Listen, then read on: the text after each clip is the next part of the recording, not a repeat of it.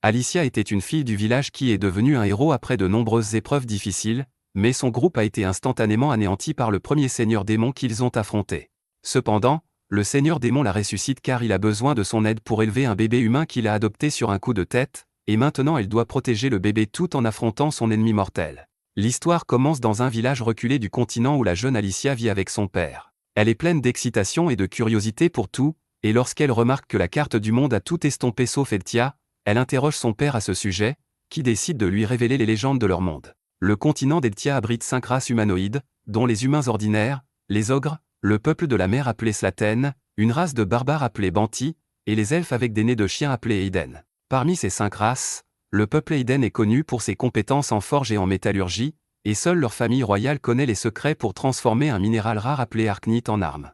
Les 5 espèces vivent ensemble, principalement en paix, mais leur monde se limite au continent d'Eltia car au-delà se trouve un endroit inexploré rempli de bêtes magiques et de leurs rois qui bloquent le passage des humains.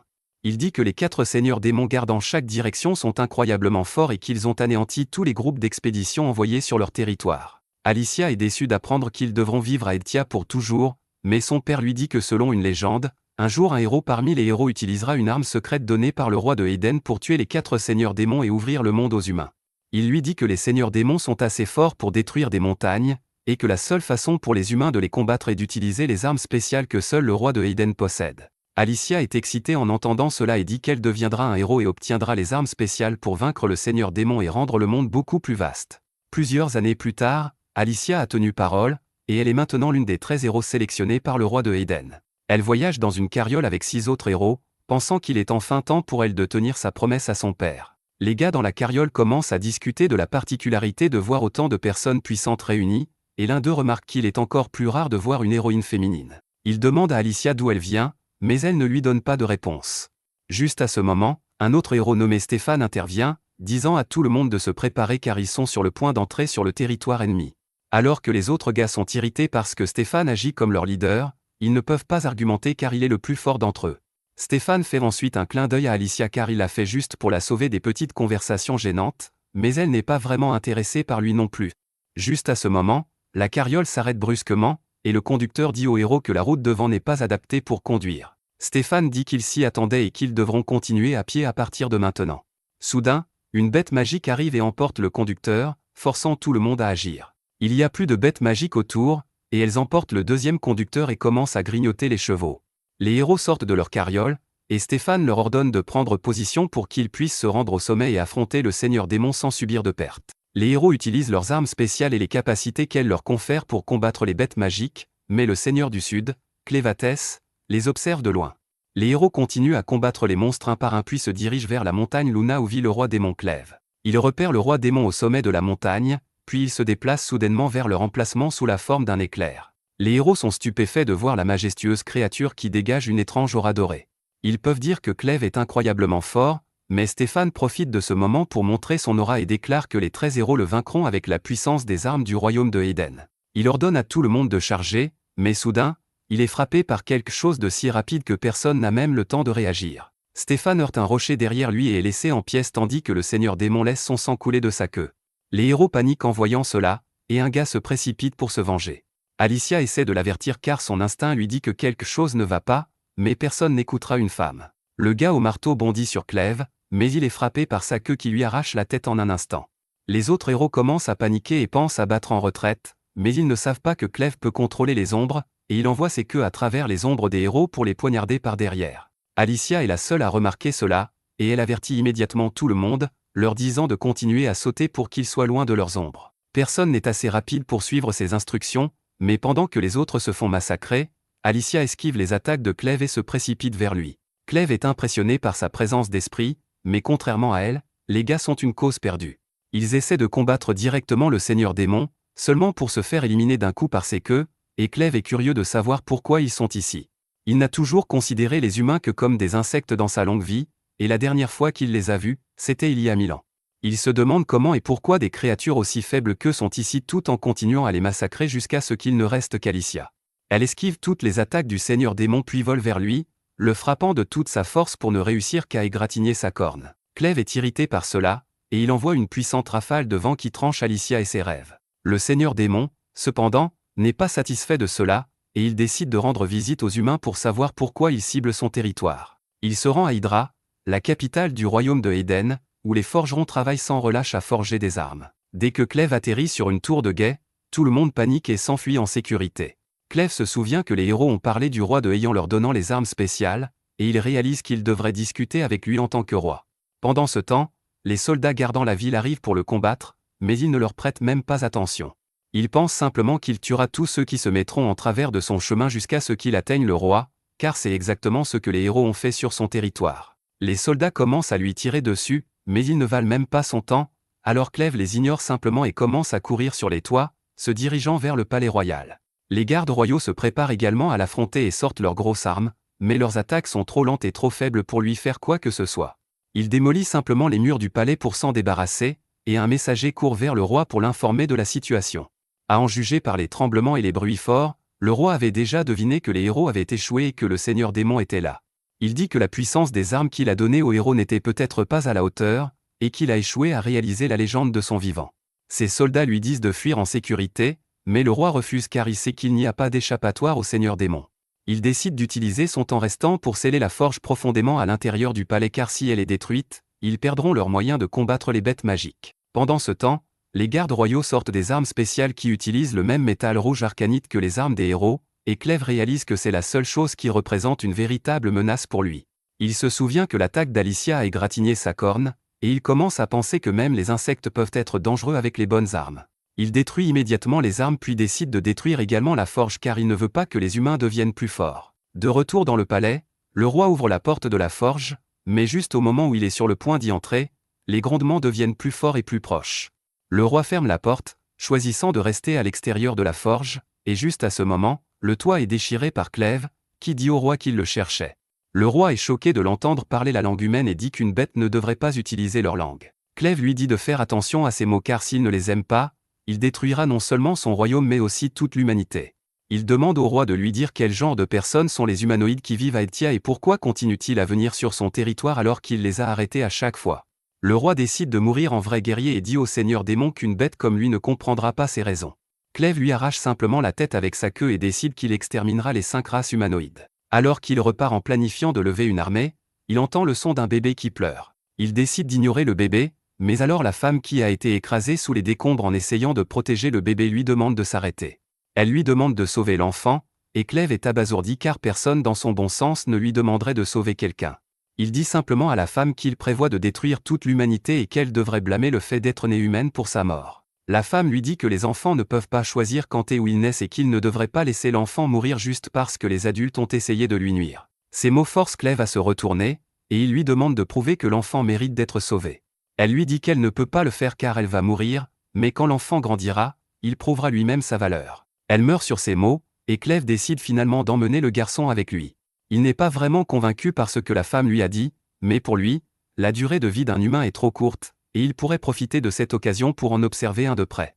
De retour à la montagne Luna, les bêtes magiques essaient de manger le garçon, mais Clèves les fait fuir. Il est déjà irrité par les pleurs constants du bébé, et il utilise un peu de son pouvoir pour restaurer la force du bébé, mais il sait que ce ne sera pas suffisant.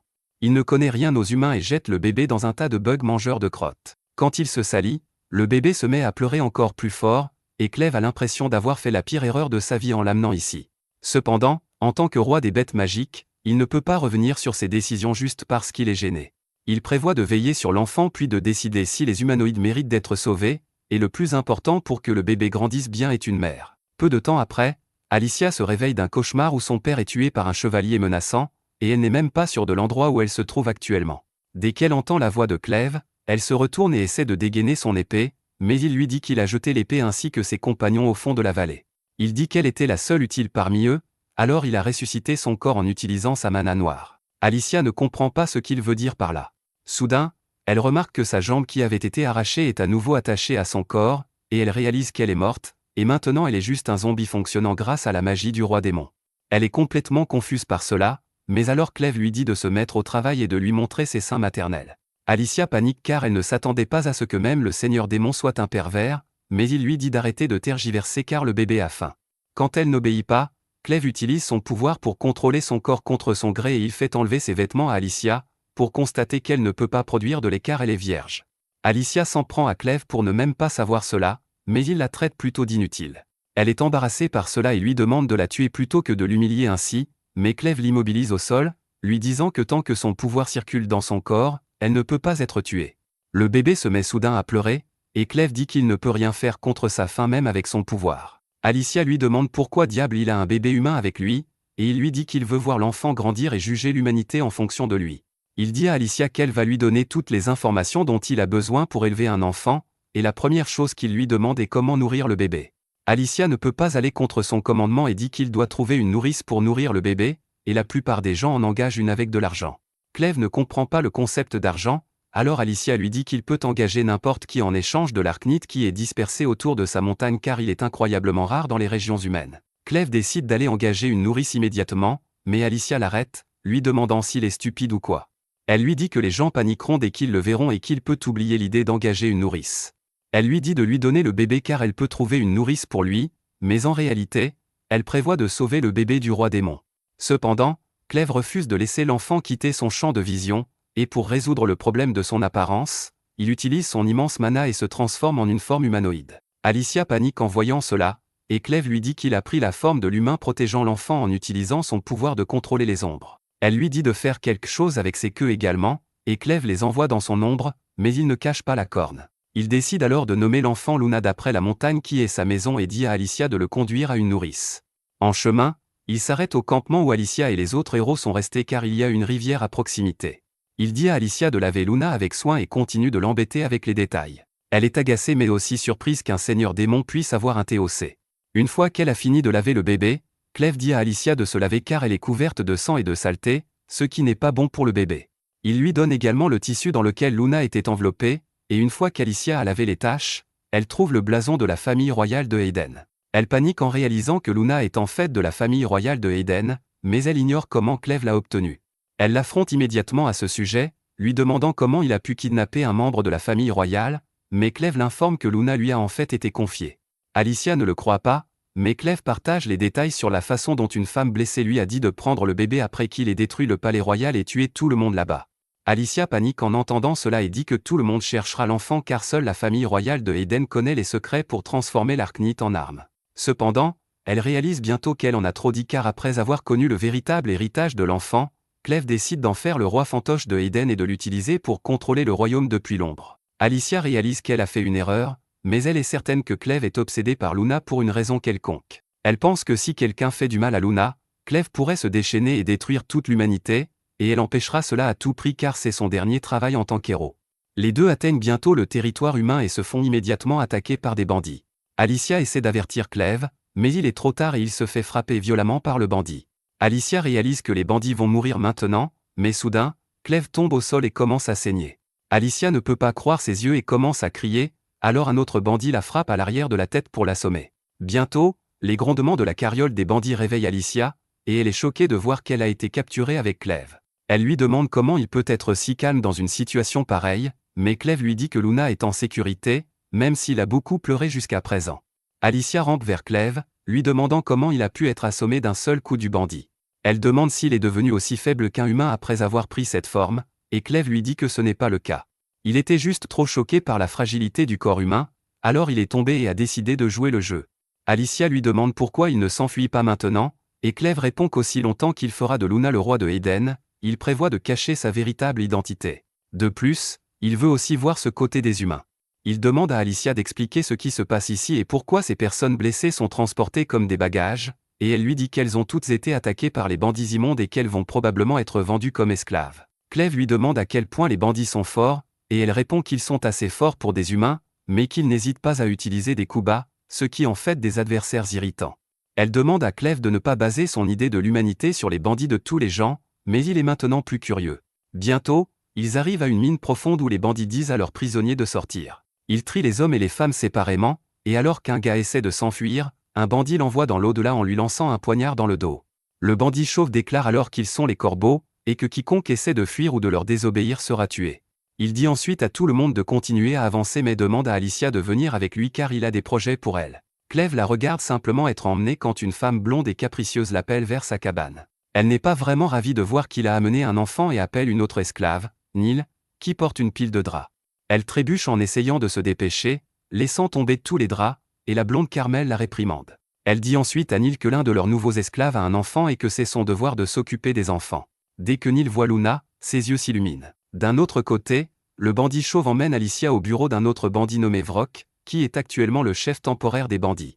Les bandits, cependant, refusent de le reconnaître comme leur chef, et ils menacent de lâcher sa bête sombre sur eux s'ils ne lui obéissent pas. Les hommes ont peur car ils font face à un troll qui, pour une raison quelconque, obéit à Vrock et communique bien avec lui. Vrock se tourne ensuite vers le sac d'Arknit et Alicia, disant qu'il a entendu dire qu'elle l'avait obtenu de la montagne Luna, qui est le bastion du seigneur des ténèbres Clévatès.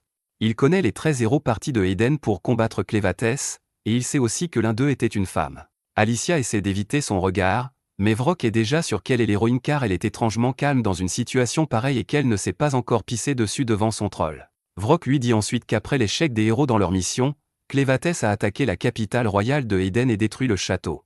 Il dit que c'était la meilleure nouvelle pour leur équipe de bandits puis dégaine son couteau qui a un bord rouge. Alicia est choquée de voir cela car seules les armes spéciales fabriquées à partir d'Arknit ont des bords rouges, et seuls les royaux de Eden peuvent les créer. Vrock lui dit qu'il a tout entendu sur les armes légendaires avec des capacités spéciales qui rendent leur porteur plus fort, mais celle qu'il a n'est pas une vraie.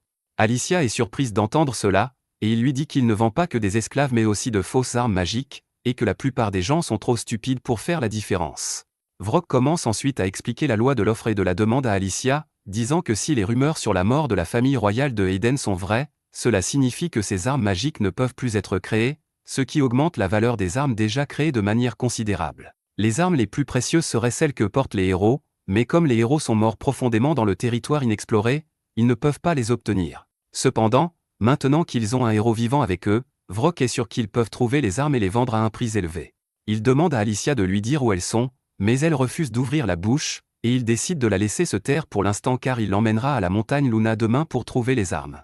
Les autres bandits disent qu'ils peuvent l'utiliser pour chercher leur autre objectif, mais Vrock leur dit qu'elle est trop précieuse pour risquer sa vie, et que les autres esclaves suffisent pour cela. Il dit ensuite aux bandits de s'amuser avec Alicia s'ils le veulent, et il commence à penser à l'appeler chef après tout. D'un autre côté, Clève travaille dans le restaurant tenu par la blonde Carmel. Ses seuls clients sont les bandits qu'elle sert à plus d'un titre, et le devoir de Neil est d'allaiter Luna car le rayon de ses seins est plus grand que sa tête. Les bandits continuent de lui donner des ordres et de la frapper pour être lente, et la timide Neil subit tout cela sans se plaindre. Pendant ce temps, Clève travaille comme serveur, apportant de la nourriture à quiconque l'appelle, et Carmel pense que ce serait dommage de vendre un bon travailleur comme lui.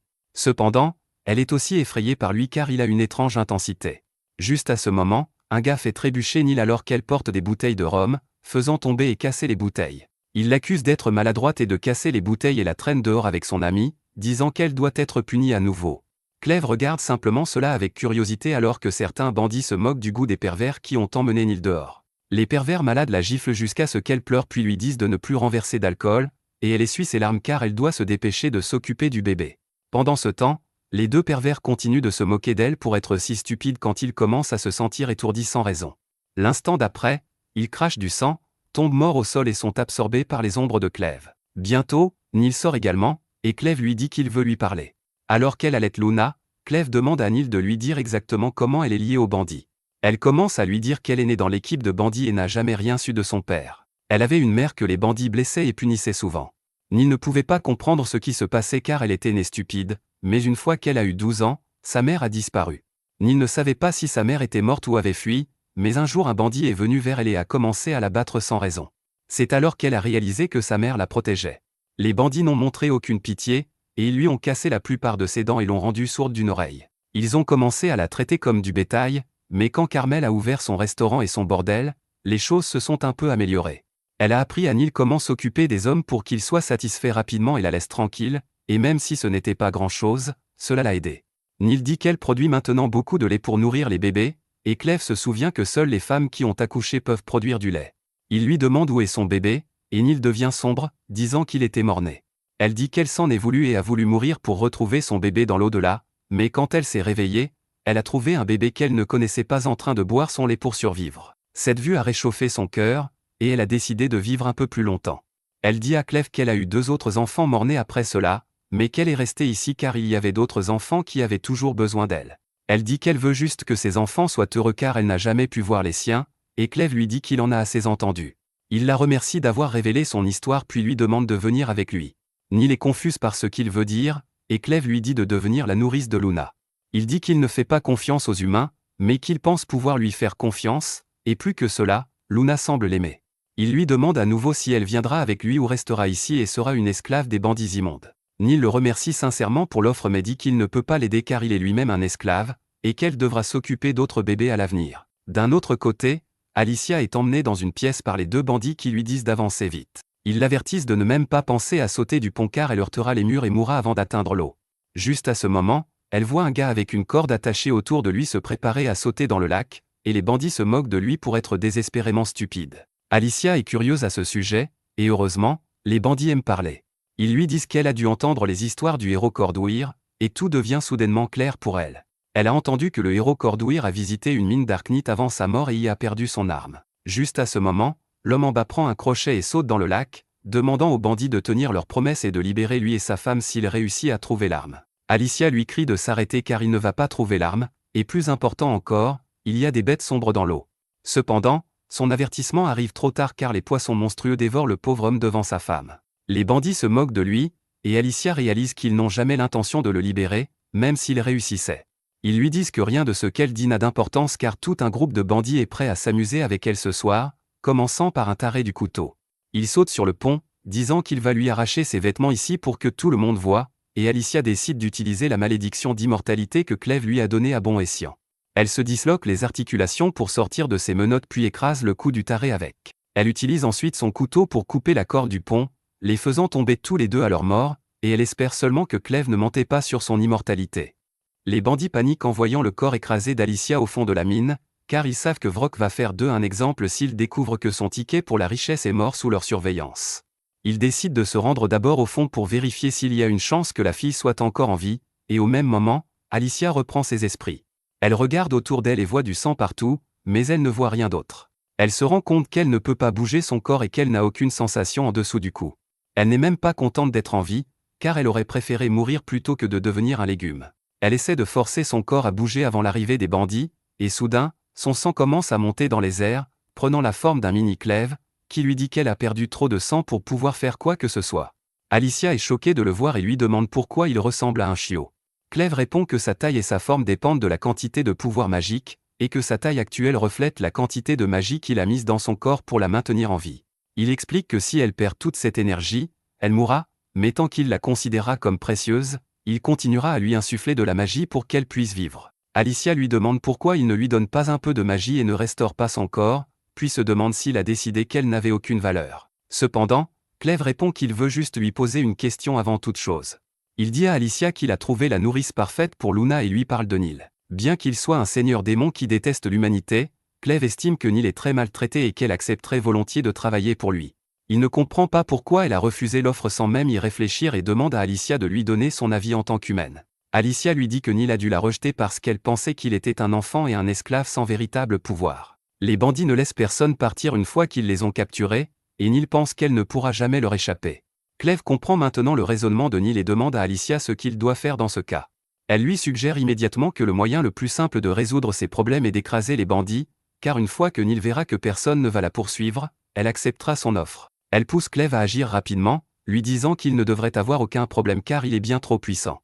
Cependant, Cleve refuse d'agir de manière aussi violente, car il ne veut pas révéler qu'il a quitté la montagne. Il veut garder son identité secrète, mais il veut tout de même que les bandits disparaissent. Il a donc soudainement une idée et demande à Alicia de les vaincre à sa place.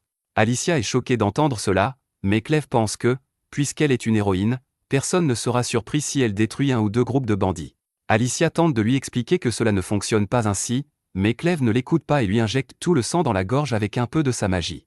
Alicia hurle de douleur alors que la magie commence à réparer son corps, et bientôt, les bandits arrivent. Ils sont choqués de voir Alicia debout, mais plus encore, ils sont choqués par ses mouvements de danse bizarres. Après avoir exécuté une chorégraphie qui lui aurait valu la médaille d'or olympique en breakdance, Alicia pousse un cri puissant qui effraie les bandits. Alors qu'elle tente encore de supporter la douleur causée par la reconnexion de ses os, les bandits commencent à la considérer comme une sorte de monstre. Bien qu'ils soient morts de peur, ils décident de se battre et de capturer Alicia, car ils doivent la garder en vie jusqu'à ce qu'ils découvrent l'emplacement des 13 armes. Leur chef ordonne aux autres bandits de couper les bras d'Alicia s'il le faut, car ils doivent la capturer à tout prix. L'un des bandits, trop zélé, se précipite vers elle, pensant qu'elle doit être faible parce qu'elle est une femme, mais Alicia est prête à leur montrer à qui ils ont affaire. Elle reste immobile pendant que le bandit attaque sa main gauche, encaissant volontairement le coup de son épée. Son épée reste coincée dans son bras, puis Alicia le repousse d'un coup de poing. Le cache-œil du bandit s'envole également, et elle décide de le voler avec son épée. Elle met le cache-œil et demande à Clève si elle doit simplement tuer ces salauds, car cela serait assez facile. Pendant ce temps, Clève est occupée à ramener Luna dans son berceau. Il assure au bébé qu'Alicia sera en sécurité, car elle est la première humaine à avoir réussi à égratigner sa corne. Il décide de convaincre Neil de se joindre à lui pendant qu'Alicia s'occupe des bandits. Au même moment, Neil arrive au bar, où Carmel l'attend. Carmel la gronde parce qu'elle a mis trop de temps à satisfaire les deux hommes, mais Neil lui explique qu'elle était en train de nourrir le bébé. Carmel se calme un peu en entendant cela et lui dit de retourner faire le ménage, mais elle remarque alors que Neil est d'excellente humeur. Carmel lui demande si quelque chose de bien s'est passé plus tôt, mais Neil lui demande simplement de lui parler du monde extérieur en échange. L'humeur de Carmel s'assombrit soudainement en entendant cela, et elle répond qu'elle n'a aucun bon souvenir du monde extérieur. Elle demande alors à Neil pourquoi elle est si curieuse à ce sujet, et Neil répond que quelqu'un lui a demandé de quitter cet endroit avec lui, et Vrock, qui passait par là, entend tout. Carmel est également choquée en entendant cela, et elle gifle Neil avant de lui dire de reprendre ses esprits. Elle dit qu'ils ne peuvent aller nulle part depuis cet endroit, car c'est le fond du gouffre, mais Vrock arrive alors, disant qu'il veut en savoir plus sur ce que Neil disait. Il lui demande de le suivre, et Carmel panique, réalisant ce qu'il compte faire, mais elle ne peut l'arrêter, car cela la mettrait en danger. Carmel commence à piquer une crise une fois la pièce vide, se demandant comment ils vont bien pouvoir nourrir les bébés sans Neil. À ce moment-là, Clève arrive avec Luna, et en le voyant, Carmel lui dit qu'ils ne peuvent plus avoir de l'écart ni les parties pour de bon. Clève est intriguée et utilise son regard intimidant pour la forcer à révéler tous les détails. Pendant ce temps, Vrock conduit Neil dans un petit tunnel, et elle panique en voyant un crâne sur le sol, mais Vrock lui dit que ce n'est que le crâne d'un rat, puis souffle la bougie. Neil a peur du noir, et lorsque Vrock rallume la bougie, son troll domestique se trouve juste derrière la pauvre femme. Son esprit se vide lorsqu'elle voit le monstre baveux, et Vrock lui dit qu'avant de devenir bandit, il était un chercheur qui avait mis au point une drogue magique à base d'arcanite capable de contrôler les bêtes sombres. Il ordonne à son troll domestique de la dévorer parce qu'elle a osé rêver de quitter cet endroit, et Neil tente de s'enfuir, se demandant si les choses auraient été différentes si elle avait pris la main de Clève plus tôt. À ce moment-là, elle aperçoit Clève et Luna devant elle et s'excuse auprès de l'enfant car elle ne pourra plus le nourrir. Clève ne peut que regarder le troll dévorer Neil tout entier, et Luna se met à pleurer. Clève lui dit qu'il n'y a pas lieu de pleurer car manger et être mangé est le cycle de la vie. Il pense qu'il est le seul responsable de ne pas être arrivé à temps et d'avoir laissé Neil mourir, mais décide ensuite de passer à des questions plus importantes. Il se tourne vers le troll asservi et lui demande pourquoi il est commandé par un simple humain. Vrock est assez surpris de voir l'enfant parler avec autant d'assurance à son troll de compagnie, mais il pense que cela n'a pas d'importance. Il ordonne au troll de le dévorer, mais à sa grande surprise, celui-ci est paralysé par la peur. Il se met soudain à piétiner le sol et vomit Neil blessé à cause de sa crise de panique, et Clève se rend compte que la femme est à peine en vie. Il utilise immédiatement ses pouvoirs pour neutraliser l'acide gastrique du troll, puis place Luna à côté de Neil. Il dit à Luna de réconforter Neil mourant, car seul un bébé peut le faire. Luna ne semble même pas comprendre ce qu'il veut dire, mais Clève les envoie dans un endroit sûr. Pendant ce temps, Vrock essaie de comprendre ce qui ne va pas avec le troll et comment il peut avoir peur d'un simple garçon. Lorsqu'il se retourne, il est choqué de voir que Neil a disparu, mais Clève est toujours là, le regardant fixement. Vrock l'accuse d'être un utilisateur de magie, mais Clève ne comprend même pas de quoi il parle. Vrock déclare qu'aucun jeune magicien ne peut vaincre un vétéran comme lui, car c'est sa génération qui a posé les bases de la magie. Il décide de montrer à Clève ses véritables capacités et sort un tube à essai contenant une poudre rouge. Il explique qu'il a créé cette poudre à partir d'arcanite, de diverses herbes médicinales et de poudre de larves de mouches, ce qui lui permet de contrôler les trolls femelles à sa guise. Il met un peu de poudre dans la lanterne, créant une épaisse fumée rouge qui efface immédiatement la peur du troll et le force à attaquer Clève, qui est également surpris par cette étrange fumée. Il essaie de riposter, mais le troll est plus rapide et plus fort que son corps humain. Il le frappe et le jette à terre, et lorsque Clève se relève, il maudit Alicia de ne pas lui avoir parlé de la technologie appelée magie que les humains utilisent. Pendant ce temps, Alicia combat les bandits, mais elle est épuisée car ils ne cessent de la poursuivre. L'un des bandits l'attaque avec son énorme marteau, brisant son épée et lui cassant les os, mais Alicia se relève. Elle se rend compte qu'elle a besoin d'une meilleure arme pour combattre les bandits, et la seule arme qui convienne pour cela est l'épée perdue du héros légendaire. Alicia court vers le lac pour récupérer l'épée, mais elle se rend compte qu'elle sera immédiatement dévorée par le poisson monstrueux, alors elle attrape une hache et court vers l'échafaudage à la place. Les bandits la rattrapent rapidement. Ils commencent à grimper pour l'attraper, mais Alicia les attendait. Elle lance la hache sur la corde qui maintient l'échafaudage en place, et toute la structure s'effondre. Les bandits tombent dans le lac et sont rapidement dévorés par les monstres, mais Alicia se cache dans un tonneau et se noie silencieusement au fond du lac où se trouve l'épée légendaire. Cependant, retenir son souffle jusqu'à ce qu'elle atteigne le fond est plus facile à dire qu'à faire, et Alicia ressent bientôt la douleur et la pression qu'elle avait déjà prise en compte lorsqu'elle a sauté dans l'eau. Elle sent la pression engourdir ses sens tandis que son corps souffre du manque d'oxygène. Elle sait qu'elle ne mourra pas, même si elle étouffe ici, mais il lui faut beaucoup d'efforts pour empêcher son corps de réagir instinctivement et d'essayer de remonter à la surface. Au bout de quelques minutes, elle touche enfin le fond et roule hors du tonneau. Elle aperçoit de loin le reflet rouge de l'épée magique et nage immédiatement vers elle, malgré son corps trop lourd pour bouger. Alicia sait que si elle récupère l'épée, elle deviendra beaucoup plus puissante et qu'il lui sera alors facile de s'échapper vers la surface. Mais alors qu'elle s'apprête à l'attraper, un œil rouge géant apparaît devant elle. C'est seulement à ce moment-là qu'Alicia réalise qu'elle n'est pas au fond du lac, mais sur le dos d'un monstre gigantesque qui l'a repéré. Le monstre se redresse, l'éloignant avec le courant d'eau qui en résulte, et Alicia comprend que cette bête est la raison pour laquelle le héros légendaire a perdu ici. Cependant, elle se concentre rapidement à nouveau sur l'épée et tente de l'attraper, mais le monstre géant ouvre alors la bouche pour l'aspirer. Alicia ne peut résister à l'attraction, mais heureusement, elle attrape l'épée juste au moment où le monstre l'avale. Son bras se coince entre les mâchoires du monstre, mais grâce au pouvoir des flashbacks, elle libère toute sa force et brise la mâchoire du monstre. Une fois libérée, elle fixe l'œil du monstre tout en libérant le pouvoir de l'épée magique. Elle brandit alors rapidement l'épée et utilise son pouvoir de manipulation de l'eau pour se propulser à grande vitesse. Le monstre géant la poursuit, et Alicia a encore du mal à croire qu'il existe quelque chose de plus grand que sa mère. Elle pense qu'il doit s'agir d'un des anciens, ces bêtes sombres qui vivent depuis des milliers d'années.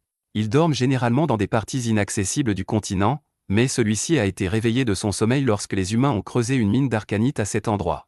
Tout en réfléchissant à cela, elle atteint la surface, mais les monstres plus petits qui s'y trouvent la remarquent également. Alicia se rend compte qu'elle a besoin d'oxygène pour avoir une chance de gagner, mais les poissons monstres sont juste au-dessus d'elle. Elle se propulse à l'aide d'un coup d'épée, puis tranche un monstre avant de sauter hors de l'eau. Les bandits sont stupéfaits de la voir en vie, mais alors qu'Alicia tente de reprendre son souffle, le monstre gigantesque sort également de l'eau. Les bandits perdent la tête en le voyant, puis le monstre commence à attaquer tout le monde avec ses tentacules. Alicia ne peut qu'esquiver et battre en retraite, car ses attaques ne font qu'effleurer la peau du monstre géant. Elle se rend compte qu'un seul héros ne peut pas lutter contre un ancien, mais heureusement, celui-ci tue et dévore tous les bandits. Ce qui reste devient un festin pour les poissons monstres, et Alicia pense que sa mission est désormais accomplie. Soudain, elle entend la voix de Clèves et essaie de le trouver, mais il lui dit qu'il communique par télépathie. Il lui dit qu'il ne voit pas clairement, mais à en juger par le sang qui recouvre les lieux, il est sûr qu'elle a terminé son travail. Alicia se met à lui crier dessus parce qu'il aurait dû l'aider s'il avait vu à quel point elle se débattait, mais Clèves lui répond qu'il a ses propres problèmes à régler pour le moment. Alicia ne comprend pas ce qui peut déranger un seigneur démon, et Clèves lui dit qu'il est confronté à une technique qu'il n'a jamais vue auparavant, et que son corps humain est plus faible qu'il ne le pensait. Il dit qu'elle lui a caché l'existence de la magie, et qu'une fois qu'elle sera de retour, il la punira comme il se doit. Cependant, il a déjà vaincu le troll endoctriné et se contente pour l'instant de cultiver son aura. Pendant ce temps, Vrock court pour sauver sa vie, pensant que Clèves est un magicien vraiment incroyable qui a vaincu son troll domestique d'un seul coup. Soudain, il tombe sur le cadavre de Neil, avec Luna en pleurs à côté, et la vue de l'enfant lui donne une idée pour gagner même dans cette situation désespérée. D'autre part, Alicia accourt vers Clèves après avoir reçu ses ordres et remarque immédiatement la fumée étrange dans l'air. Clèves remarque également l'épée qu'elle a maintenant dissimulée sous un tissu, et elle lui dit qu'elle ne va pas la jeter car elle a risqué sa vie pour l'obtenir. Clèves ne se soucie pas beaucoup de l'épée car il est préoccupé par la fumée cramoisie. Il dit à Alicia qu'elle ne semble pas affecter les animaux et les humains normaux, mais qu'elle perturbe vraiment ses sens de seigneur démon. Il ne sent plus rien, ses oreilles bourdonnent et il n'aime pas cette sensation. Il dit qu'il peut tout faire exploser s'il se transforme en sa forme réelle, mais il ne peut pas prendre ce risque sans savoir où se trouve Luna. Alicia panique en apprenant que Luna n'est pas avec Clèves, mais il lui dit qu'elle ne doit pas être loin. Il lui pose ensuite des questions sur la magie, et Alicia répond que seules certaines personnes la pratiquent en libérant le pouvoir caché à l'intérieur de l'arcanite. Elle dit qu'elle ne peut pas utiliser la magie même si elle en sait un peu à ce sujet, et Clèves la traite d'inutile. Alicia s'offusque et commence à l'insulter, mais Clèves décide de partir à la recherche de Luna et Neil, pensant qu'ils sont peut-être morts. Alicia est parcourue d'un frisson lorsqu'elle entend cela, et elle demande à Clèves ce qu'il fera si Luna est morte. Il répond froidement qu'il perdra tout intérêt pour l'humanité, et Alicia se rend compte que ce serait le pire scénario possible. Elle décide de trouver Luna dès que possible pour sauver l'humanité de Clèves, et bientôt, elle trouve une traînée de sang. Elle demande à Clèves si Neil saignait, et il répond par l'affirmative. Alicia dit qu'elle rampe ou que quelqu'un la traîne, mais qu'elle ne pourra pas aller très loin dans les deux cas, et qu'ils doivent donc se dépêcher. Il s'avère que Neil n'est pas encore morte, et qu'elle s'accroche de toutes ses forces à Vrock pour protéger Luna, même si elle est à l'agonie. Il la maudit et la frappe du pied en lui disant de lâcher prise, mais Neil s'accroche obstinément. Vrock veut se débarrasser d'elle et s'enfuir avec Luna, car plus tôt, lorsqu'il a essayé de l'emmener, Luna s'est mise à pleurer et ses cris ont fait exploser sa lanterne magique. Vrock a réalisé que Luna avait un fort talent pour la magie et qu'il était un Idien de sang pur, ce qui signifie qu'il peut être issu de la famille royale. Il décide de couper le poignet de Neil pour se débarrasser d'elle, mais à ce moment-là, Alicia arrive et lui dit d'arrêter. Vrock panique et demande ce qui est arrivé à ces hommes qui l'accompagnaient, et Clèves répond à sa question en disant qu'ils sont devenus la proie des bêtes sombres. Vrock panique encore plus, mais il menace Alicia et Clèves de rester à l'écart, sinon il coupera les doigts de Luna. Clèves le met au défi de le faire, car il peut simplement guérir les blessures grâce à ses pouvoirs, mais Alicia lui dit qu'il ne peut pas réparer le mal que l'enfant subira. Elle lui demande de la laisser mener seule les négociations, puis révèle qu'elle possède l'arme magique du héros légendaire. Vrock n'en croit pas ses yeux lorsqu'il voit l'arme, mais Alicia la jette alors contre le mur derrière lui disant d'aller la chercher. Elle lui dit qu'il doit utiliser ses deux mains pour retirer l'épée, mais que s'il laisse Luna par terre, elle le laissera l'emporter avec lui. Cependant, Vrock se met à rire, car il pense qu'aucun héros ne renoncerait à une arme magique pour un simple bébé. Il est désormais convaincu que Luna a du sang royal dans les veines, ce qui le pousse à revoir sa stratégie. Il demande à Alicia de révéler l'emplacement des 13 armes qui lui appartiennent, à elle et à ses compagnons, si elle veut récupérer le bébé. Clèves lui conseille de le faire, car ce ne sont que des armes. Alicia lui dit que les armes se trouvent au fond de la vallée sous les montagnes Luna, mais qu'il doit s'y rendre lui-même pour les récupérer. Vrock rit, affirmant qu'il peut tout à fait récupérer ses armes tout seul, car il connaît plusieurs types de magie. Il libère soudainement une poudre noire dans l'air, puis frappe doucement Luna, le faisant pleurer pour activer instinctivement ses pouvoirs magiques. Grâce au pouvoir de Luna, la poudre noire déclenche le sort d'invisibilité de Vrock, le faisant disparaître sans laisser de traces. Il commence à s'éloigner, convaincu qu'Alicia et Clèves ne peuvent pas le voir, mais soudain, Alicia apparaît devant lui et le coupe en deux. Vrock ne comprend pas comment elle l'a trouvé, et elle lui dit que même lorsqu'il est devenu invisible et a réduit le son de sa voix, elle pouvait entendre Luna pleurer. Pendant ce temps, Clèves reprend Luna et enlève la poudre d'invisibilité de son corps. Alicia décide de laisser le cadavre de Vrock invisible, puis se rend compte que Luna a survécu uniquement parce que Neil l'a protégée désespérément. Elle demande à Clèves s'il ne peut pas la sauver, et il répond qu'il ne peut contrôler qu'une seule marionnette zombie à la fois, et que Neil a perdu trop de parties de son corps pour pouvoir se régénérer grâce à son pouvoir. Il dit qu'ils doivent trouver ces parties ailleurs, mais que ce sera plus facile s'il la laisse mourir. Alicia s'énerve en entendant cela et lui demande comment il peut laisser mourir la femme qui a sauvé son enfant. Elle dit que si elle était mère, elle confierait sans hésiter son enfant à quelqu'un comme elle, et Clèves décide de sauver Neil après avoir entendu ses arguments. Cependant, il dit à Alicia qu'elle devra mourir pendant qu'il la sauve, car il a besoin de toute la mana qu'il a mise dans son corps. Alicia lui répond qu'elle se moque de mourir pour le bien des autres, car elle est une héroïne, et Clèves la tue immédiatement. Peu après, Neil se réveille, surpris de la voir encore en vie, mais ce qui est encore plus choquant, c'est que son corps a été complètement remodelé par Clèves pendant qu'il la soignait. Neil lui demande s'il l'a sauvée, et il répond par l'affirmative, ajoutant qu'elle devrait remercier le héros pour cela.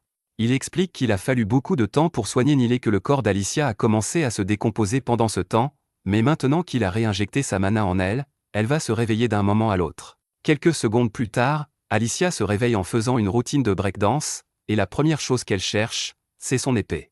Clèves dit à Neil qu'elle est née à nouveau et qu'elle s'appelle désormais Nelaru. Il lui tend Luna en disant qu'à partir de maintenant, elle viendra avec eux, et Neil est plus qu'heureux d'accepter son offre cette fois-ci. Le lendemain, Clèves décide de confisquer l'épée magique d'Alicia, lui disant qu'elle attire trop l'attention. Son ombre engloutit l'épée, et Alicia est dévastée par cela, mais il lui dit qu'il la lui donnera quand ce sera nécessaire, alors elle devrait être reconnaissante qu'il ne la jette pas simplement. C'est alors que Neil arrive, disant à Clèves qu'il utilise des sorts très étranges. Il lui demande si elle a préparé tout ce dont ils ont besoin pour leur voyage, et elle lui montre joyeusement qu'elle a tout pris, et même de nouveaux vêtements pour Luna.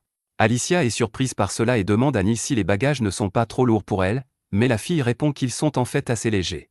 Alicia commence à se demander si Clèves a remplacé ses parties du corps par celles des bandits pour lui donner une force supplémentaire. Soudain, Neil dit qu'elle peut aussi porter son épée et son armure si elle veut, mais Alicia lui dit qu'elle n'a plus son épée. Neil se souvient que Carmel lui a dit un jour que Vrocco gardait beaucoup de bonnes choses dans son bureau, et Alicia supplie immédiatement Clèves de lui laisser prendre une épée. Il accepte parce qu'elle est assez inutile sans arme, et Alicia se précipite immédiatement vers le bureau des bandits. Pendant ce temps, Clèves et Neil se dirigent vers la porte, et il lui demande si elle se sent nostalgique de quitter cet endroit.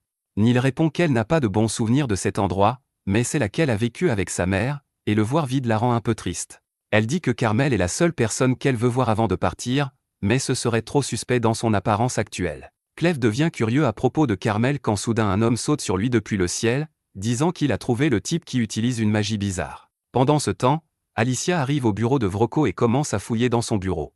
Elle prend son argent et trouve ensuite une armure en cuir perverse sur son bureau. Elle est dégoûtée, pensant à tout ce que l'armure a pu subir, mais elle la protégera toujours en combat, alors elle l'enfile avant de trouver une bonne épée. Cependant, juste au moment où elle s'apprête à revenir, Clèves fait irruption à travers le mur à côté d'elle. Alicia panique en voyant cela et demande ce qui se passe, mais il ne peut que maudire la faiblesse de son corps actuel pour cela. Juste à ce moment-là, l'attaquant arrive, et Alicia réalise immédiatement qu'il est très fort. Elle se prépare à le combattre, mais l'homme l'attaque en premier. Elle esquive complètement son coup de pied mais se fait quand même couper le visage, ce qui lui fait réaliser qu'il n'est pas normal. L'homme réalise aussi qu'elle est forte, alors il continue à la frapper depuis les airs, la repoussant. Ce n'est pas suffisant pour vaincre Alicia, alors il prend ses distances avant d'utiliser une puissante attaque sonique qui l'envoie voler à travers le toit. L'homme sort pour en finir avec elle mais l'avertit qu'il ne s'intéresse qu'aux magiciens. Il promet de la laisser partir si elle s'arrête maintenant, mais cela énerve Alicia parce qu'elle est une héroïne et que personne ne devrait la sous-estimer. Elle décide de sortir son attaque spéciale avant de demander à Clèves l'épée magique. Elle force son esprit à devenir vide, mettant tous ses points d'intelligence dans l'attaque. Son épée perd sa forme et devient flexible, et l'homme n'est pas capable de réagir à temps alors qu'Alicia s'approche de lui à grande vitesse. Cependant, juste au moment où elle s'apprête à lui trancher la mâchoire, un ordre de Clèves l'arrête. Elle est toujours coincée dans son état sans cerveau, et Clèves la sort de cet état avec une petite tape sur la tête. Il lui dit alors que devenir sans cerveau pour attaquer cet homme aurait été sa pire erreur parce que, juste avant qu'elle ne le frappe, son coup de pied l'aurait déchiré. Alicia ne le réalise qu'à ce moment-là, et Clèves dit alors qu'ils ne sont pas ennemis et que cet homme les a attaqués à cause d'un malentendu.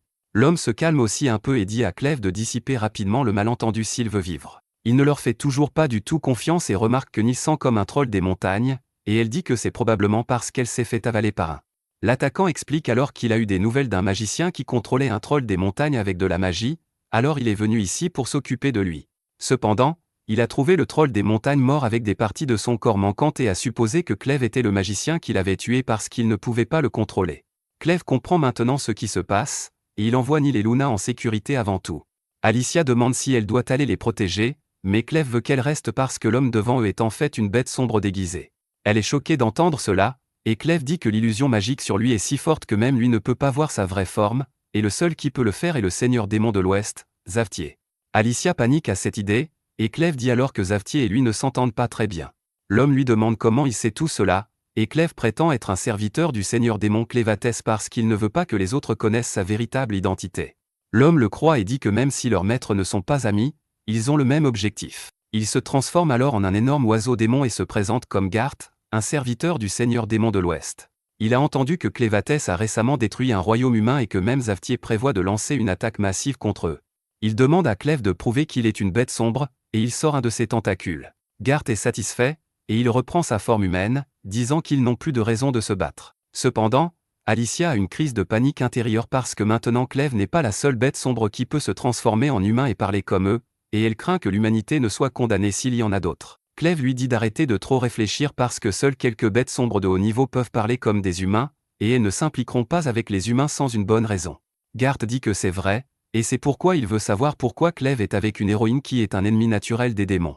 Clèves lui dit qu'Alicia est peut-être une héroïne, mais qu'elle est sa servante pour le moment, et qu'elle ne peut pas désobéir à ses ordres. Il déclare que sa mission est d'en apprendre davantage sur les espèces humanoïdes, et Alicia, ainsi que Luna et Neil, sont des outils qui lui permettront de le faire. Il refuse de lui en dire plus, et Garth est satisfait, mais il précise que si quelqu'un se met en travers de son chemin, il les tuera, même s'ils sont les serviteurs de Clèves. Clèves lui dit qu'il échouera et lui demande alors pourquoi il est ici et pourquoi Zavtier essaie d'attaquer les humains parce qu'il a en fait les meilleures relations publiques avec eux.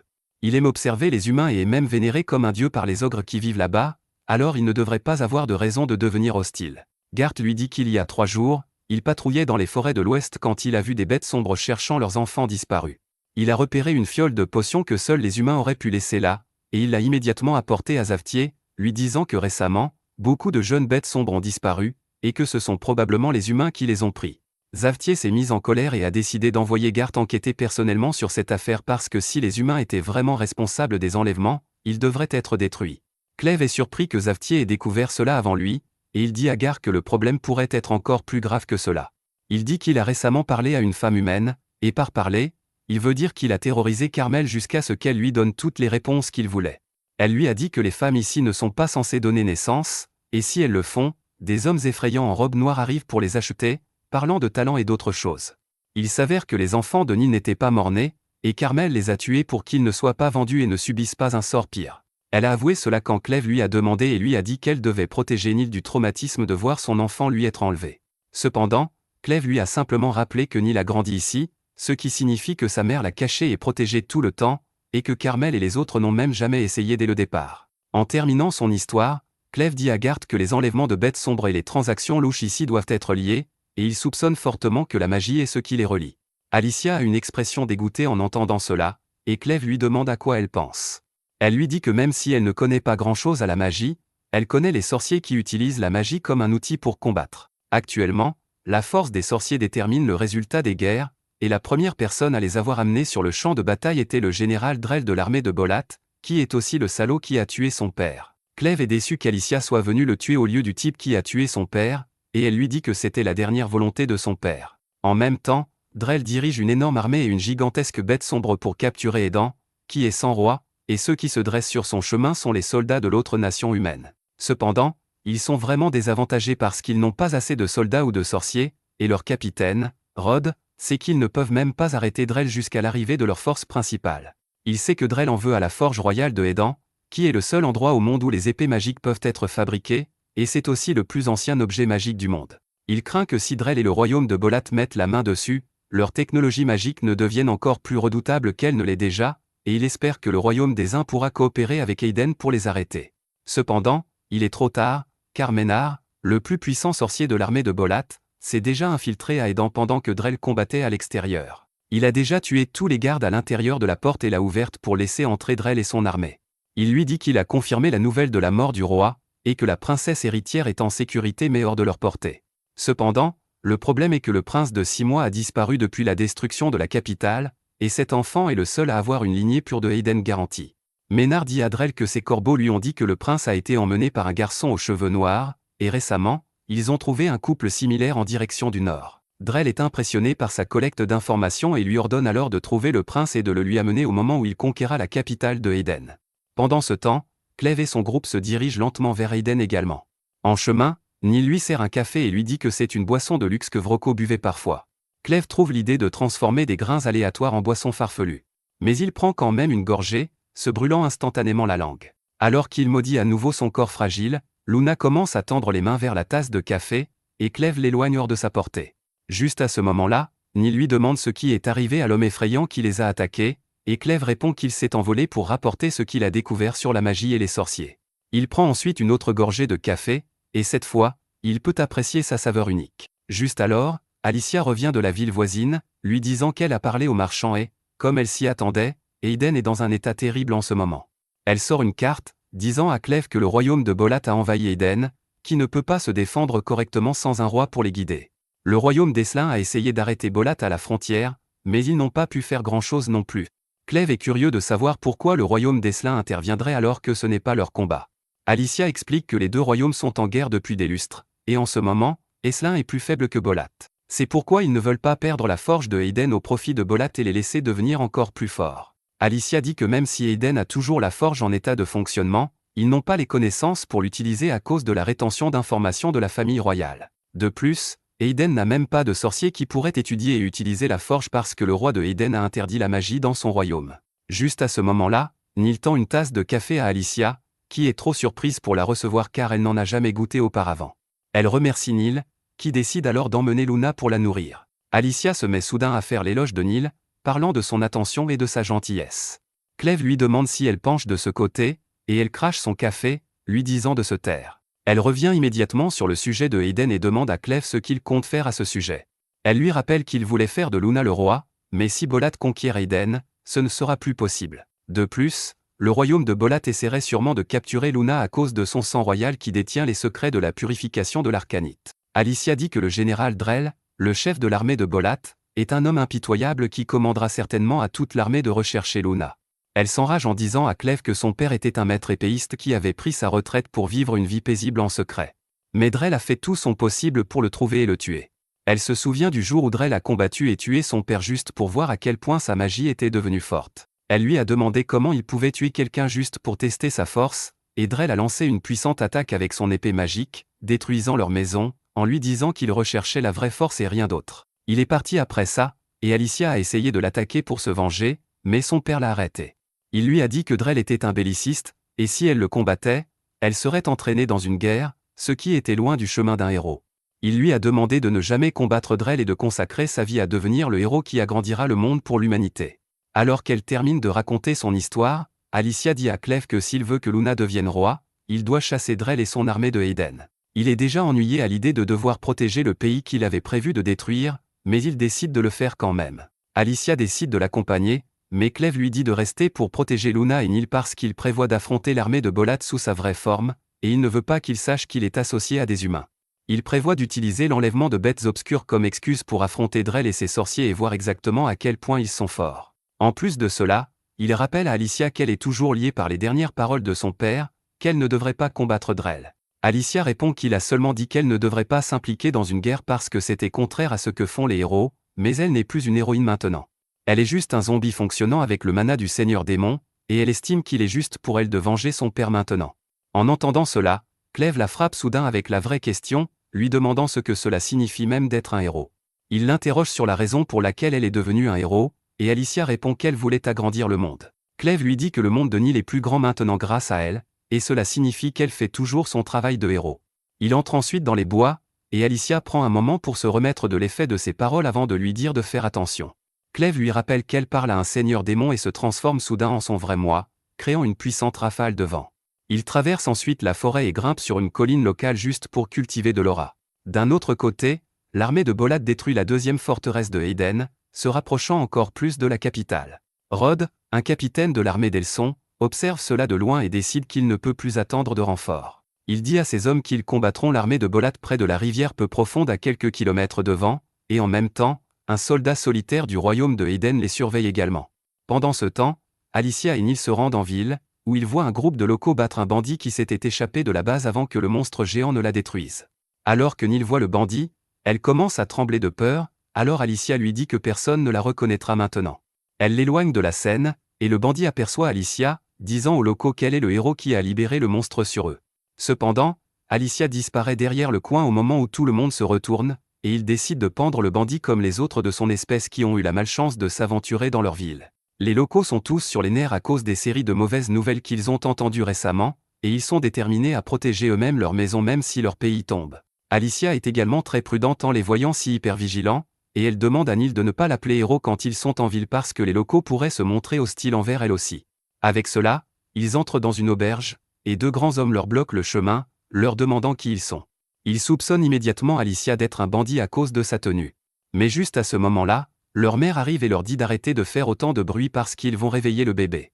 La femme se présente comme Curie, et elle peut dire d'un seul coup d'œil que Luna est un Aiden de sang pur, et ceux-ci sont assez rares dans les régions éloignées du pays comme leur ville. Elle ne fait pas non plus entièrement confiance à Alicia et lui demande de révéler ce qu'elle fait avec un bébé de sang pur ici, menaçant que si elle n'aime pas la réponse, elle laissera ses fils s'en prendre à elle. Alicia lui dit immédiatement qu'elle et Neil agissent comme garde pour une personne importante, et que pour le moment, leur mission est de garder l'enfant en sécurité.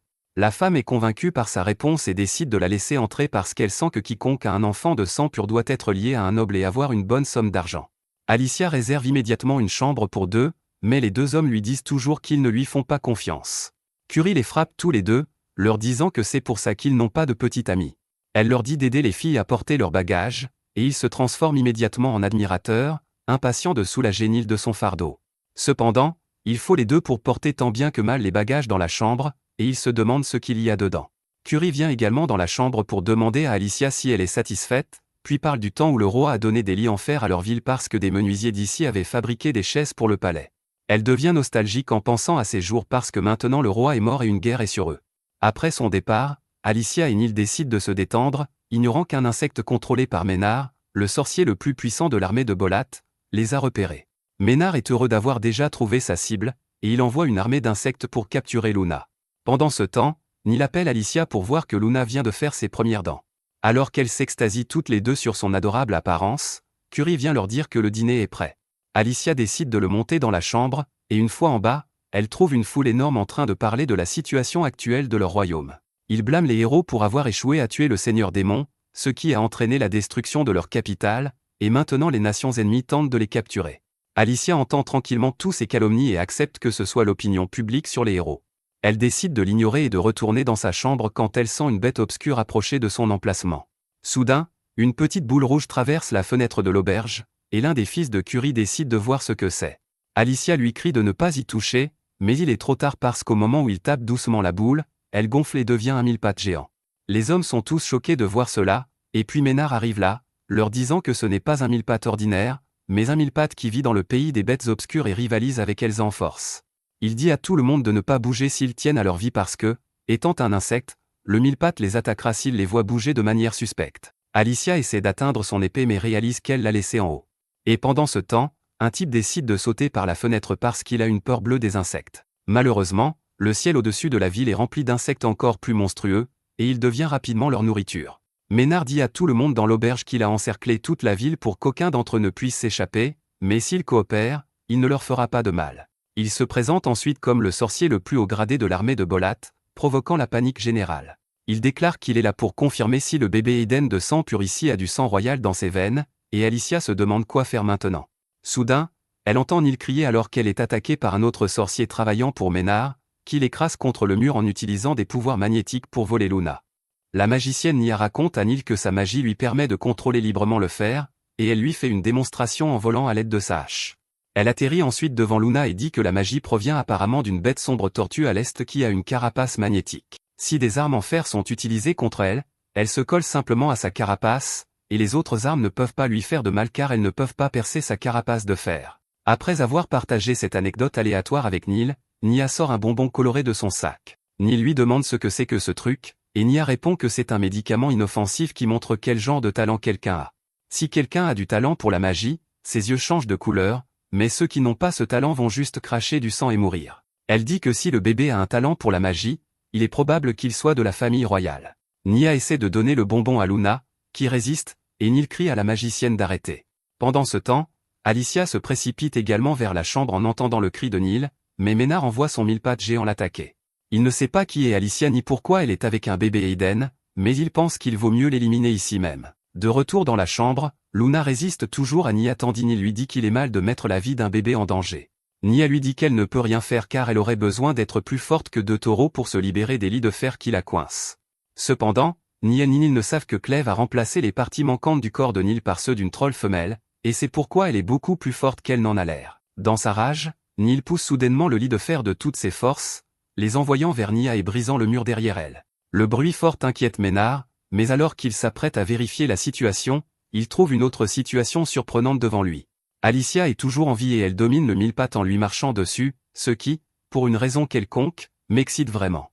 Elle écrase le crâne du mille-pattes sous ses pieds puis l'écarte d'un coup de pied avant de courir secourir Neil, et soudain, Ménard se souvient qu'il a déjà vu Alicia auparavant. Dans la chambre, Alicia trouve Nia inconsciente, mais Luna est complètement saine et sauve. Elle remarque alors l'énorme trou dans le mur et demande si c'est la magicienne attaquante qui l'a fait, mais Neil répond qu'elle a poussé les lits de toutes ses forces et que cela a brisé le mur. Alicia est surprise par cela, mais elle décide de passer outre cette partie car la fuite passe d'abord. Elle dit à Neil qu'il doit fuir cette ville parce que les attaquants en veulent à Luna. Neil dit que ce sera difficile de courir avec leurs bagages, et Alicia décide de tout laisser derrière elle, en prenant seulement l'épée. Juste à ce moment-là, une bande d'insectes entre dans la chambre et Neil panique, mais Alicia lui demande de lui faire confiance et de sauter par le trou sur son signal. Neil suit son ordre, et pendant qu'elle tombe, Alicia dégaine son épée et tranche rapidement tous les insectes volant autour d'elle. Elle s'enfuit ainsi, mais ensuite Nia se réveille et essaie de les attaquer. Heureusement, les insectes se mettent en travers de son chemin et l'empêchent de viser Alicia et Neil, alors elle décide de battre en retraite et d'informer Ménard de son échec. Pendant ce temps, les insectes arrêtent de poursuivre Alicia et Neil alors qu'elles s'éloignent de l'auberge. Elles pensent qu'elles seront en sécurité maintenant, mais dès qu'elles atteignent la forêt, elles trouvent un mur d'insectes qui les attend. Alicia ne peut pas tous les tuer, alors elle décide de se cacher et de garder Luna en sécurité jusqu'au retour de Clèves. De retour à l'auberge, Nia se rend auprès de Ménard, lui disant que leur cible s'est échappée. Il lui demande si elle a au moins testé son potentiel magique, et Ny a dit qu'une femme incroyablement forte l'a arrêté. Ménard réalise qu'ils ont sous-estimé leurs adversaires, et maintenant il est vraiment curieux. Il est certain qu'Alicia est une héroïne parce qu'il était présent lorsque Drell a combattu son père. Tout le monde est choqué d'apprendre qu'Alicia est une héroïne, mais ils ne peuvent même pas avoir de discussion dans cette situation. Ménard se met soudainement à rire comme un dément, disant qu'il ne fait aucun doute que le bébé avec Alicia a du sang royal et maintenant il n'a pas besoin de faire de tests insignifiants. Il est surexcité alors qu'il pense au moyen de torturer Alicia une fois qu'il aura mis la main sur le bébé, mais avant cela, il prévoit de s'occuper des gens de la ville. Il les rassemble tous dans le centre-ville, et le chef du village lui dit qu'ils n'ont pas peur d'un minable comme lui. Il dit qu'ils peuvent le affronter, lui et son armée d'insectes, n'importe quel jour de l'année, et Ménard est impressionné par son audace. Il dit que si le roi de Eden n'avait pas pris la décision stupide d'envoyer des héros combattre le seigneur démon, il ne serait même pas ici. Les héros ont échoué à tuer Clévitès et l'ont suffisamment enragé pour qu'ils détruisent la capitale. Ménard dit qu'il est clair que Eden n'a pas les moyens de protéger son pays et son peuple, c'est pourquoi le royaume de Bolat est là pour les sauver. Il dit qu'ils ne sont pas là pour leur faire du mal ou leur voler, mais les hommes lui rappellent que ces insectes ont déjà tué l'un des leurs. Ménard répond que c'était un incident malheureux, mais que cet homme était stupide et que c'est de sa faute s'il a attiré les insectes. Il agit comme si ce n'était pas grave et dit qu'il est ici à la recherche d'une criminelle recherchée et que les insectes sont son seul moyen de la capturer.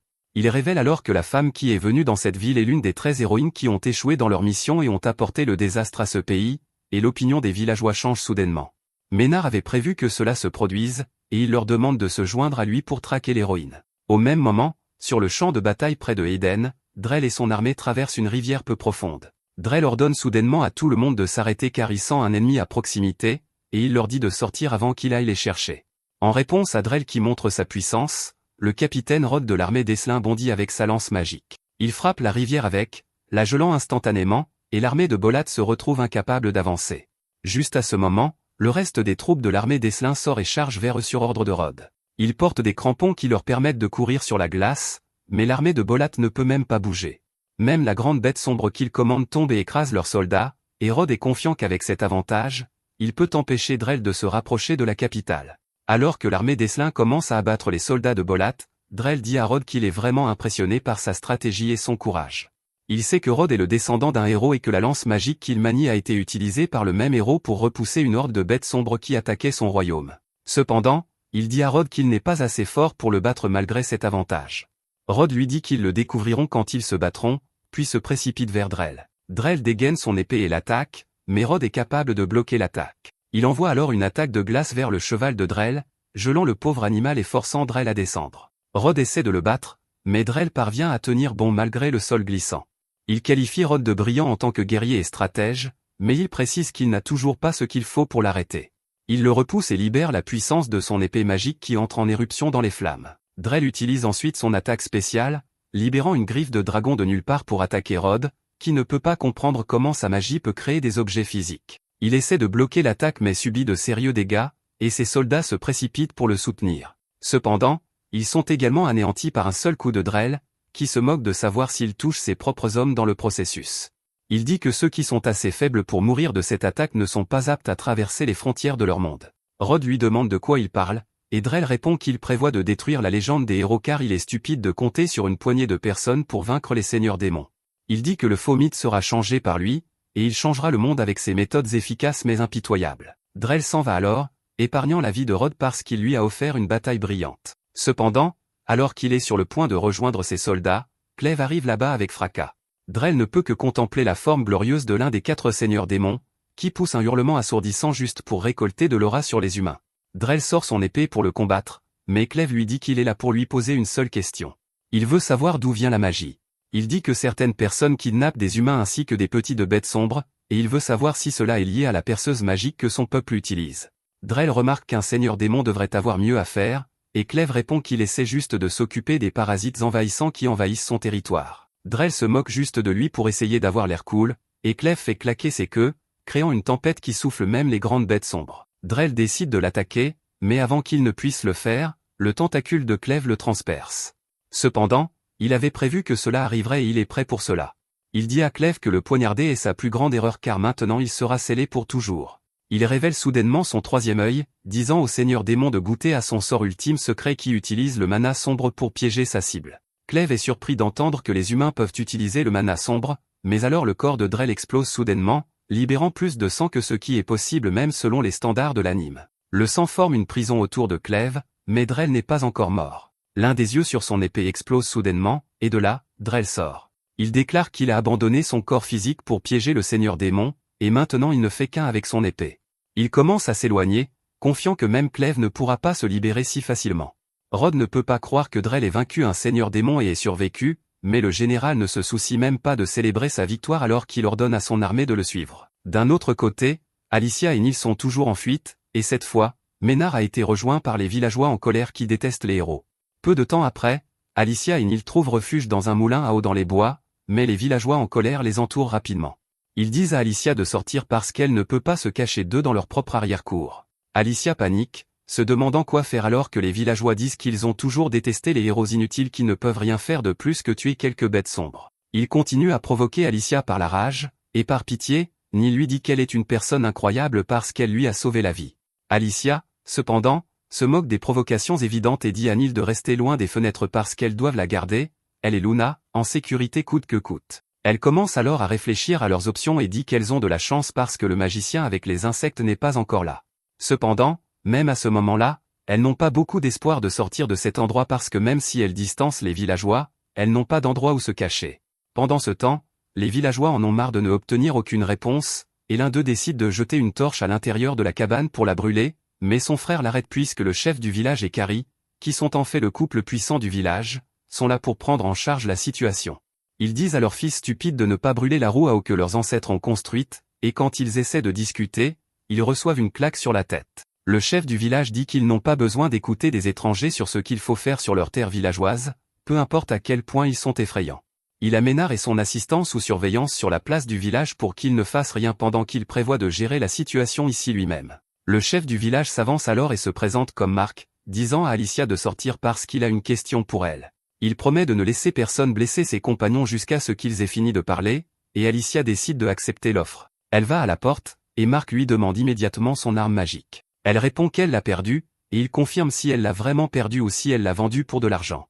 Alicia lui dit qu'elle l'a perdue en combattant Clévatès, qui était un monstre bien au-delà de leurs capacités. Elle s'excuse auprès de Marc, consciente que tout le monde a le droit de blâmer les héros qui ont échoué dans leur mission.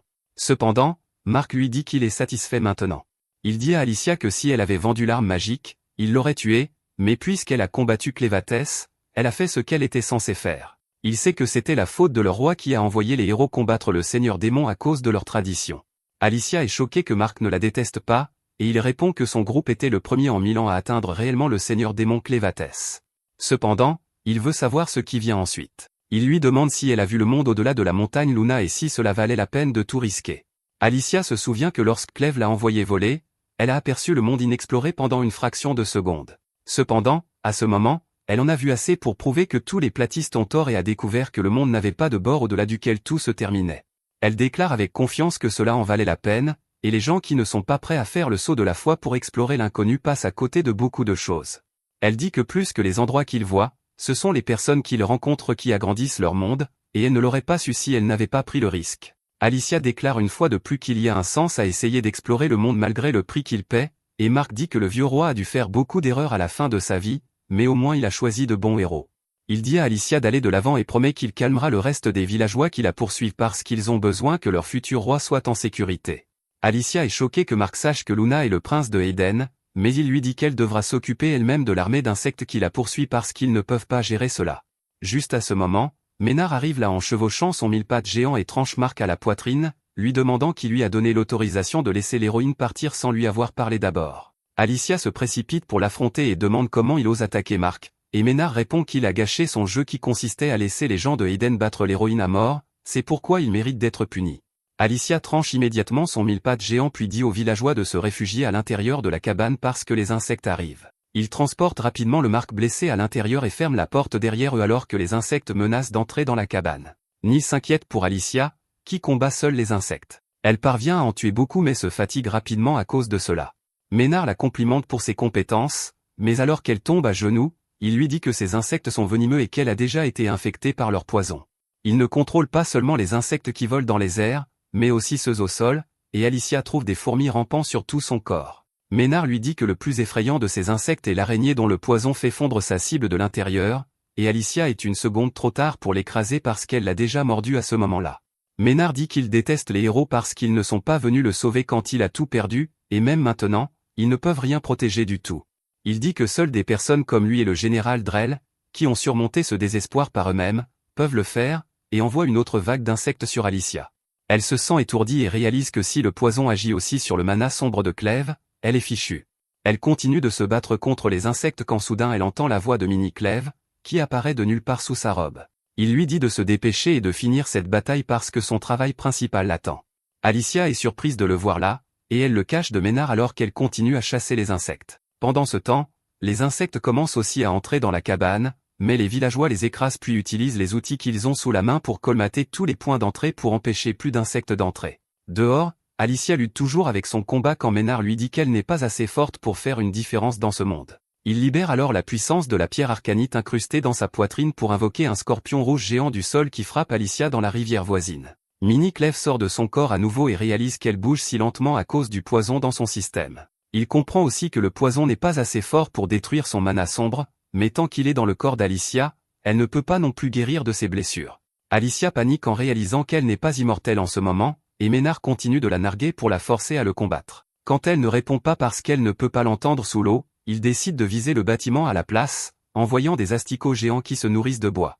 Les asticots commencent à manger à travers le bâtiment et dévorent aussi les arbres de la forêt parce que Ménard prévoit de détruire tout autour de lui pour attirer Alicia. Il dit qu'une ville de charpentiers ne pourra pas survivre sans leur précieuse forêt, et Alicia énervée décide de l'affronter après tout. Elle saute hors de l'eau, mais alors qu'elle voit les asticots transformés en cocons, elle panique, réalisant qu'elle est tombée dans un piège.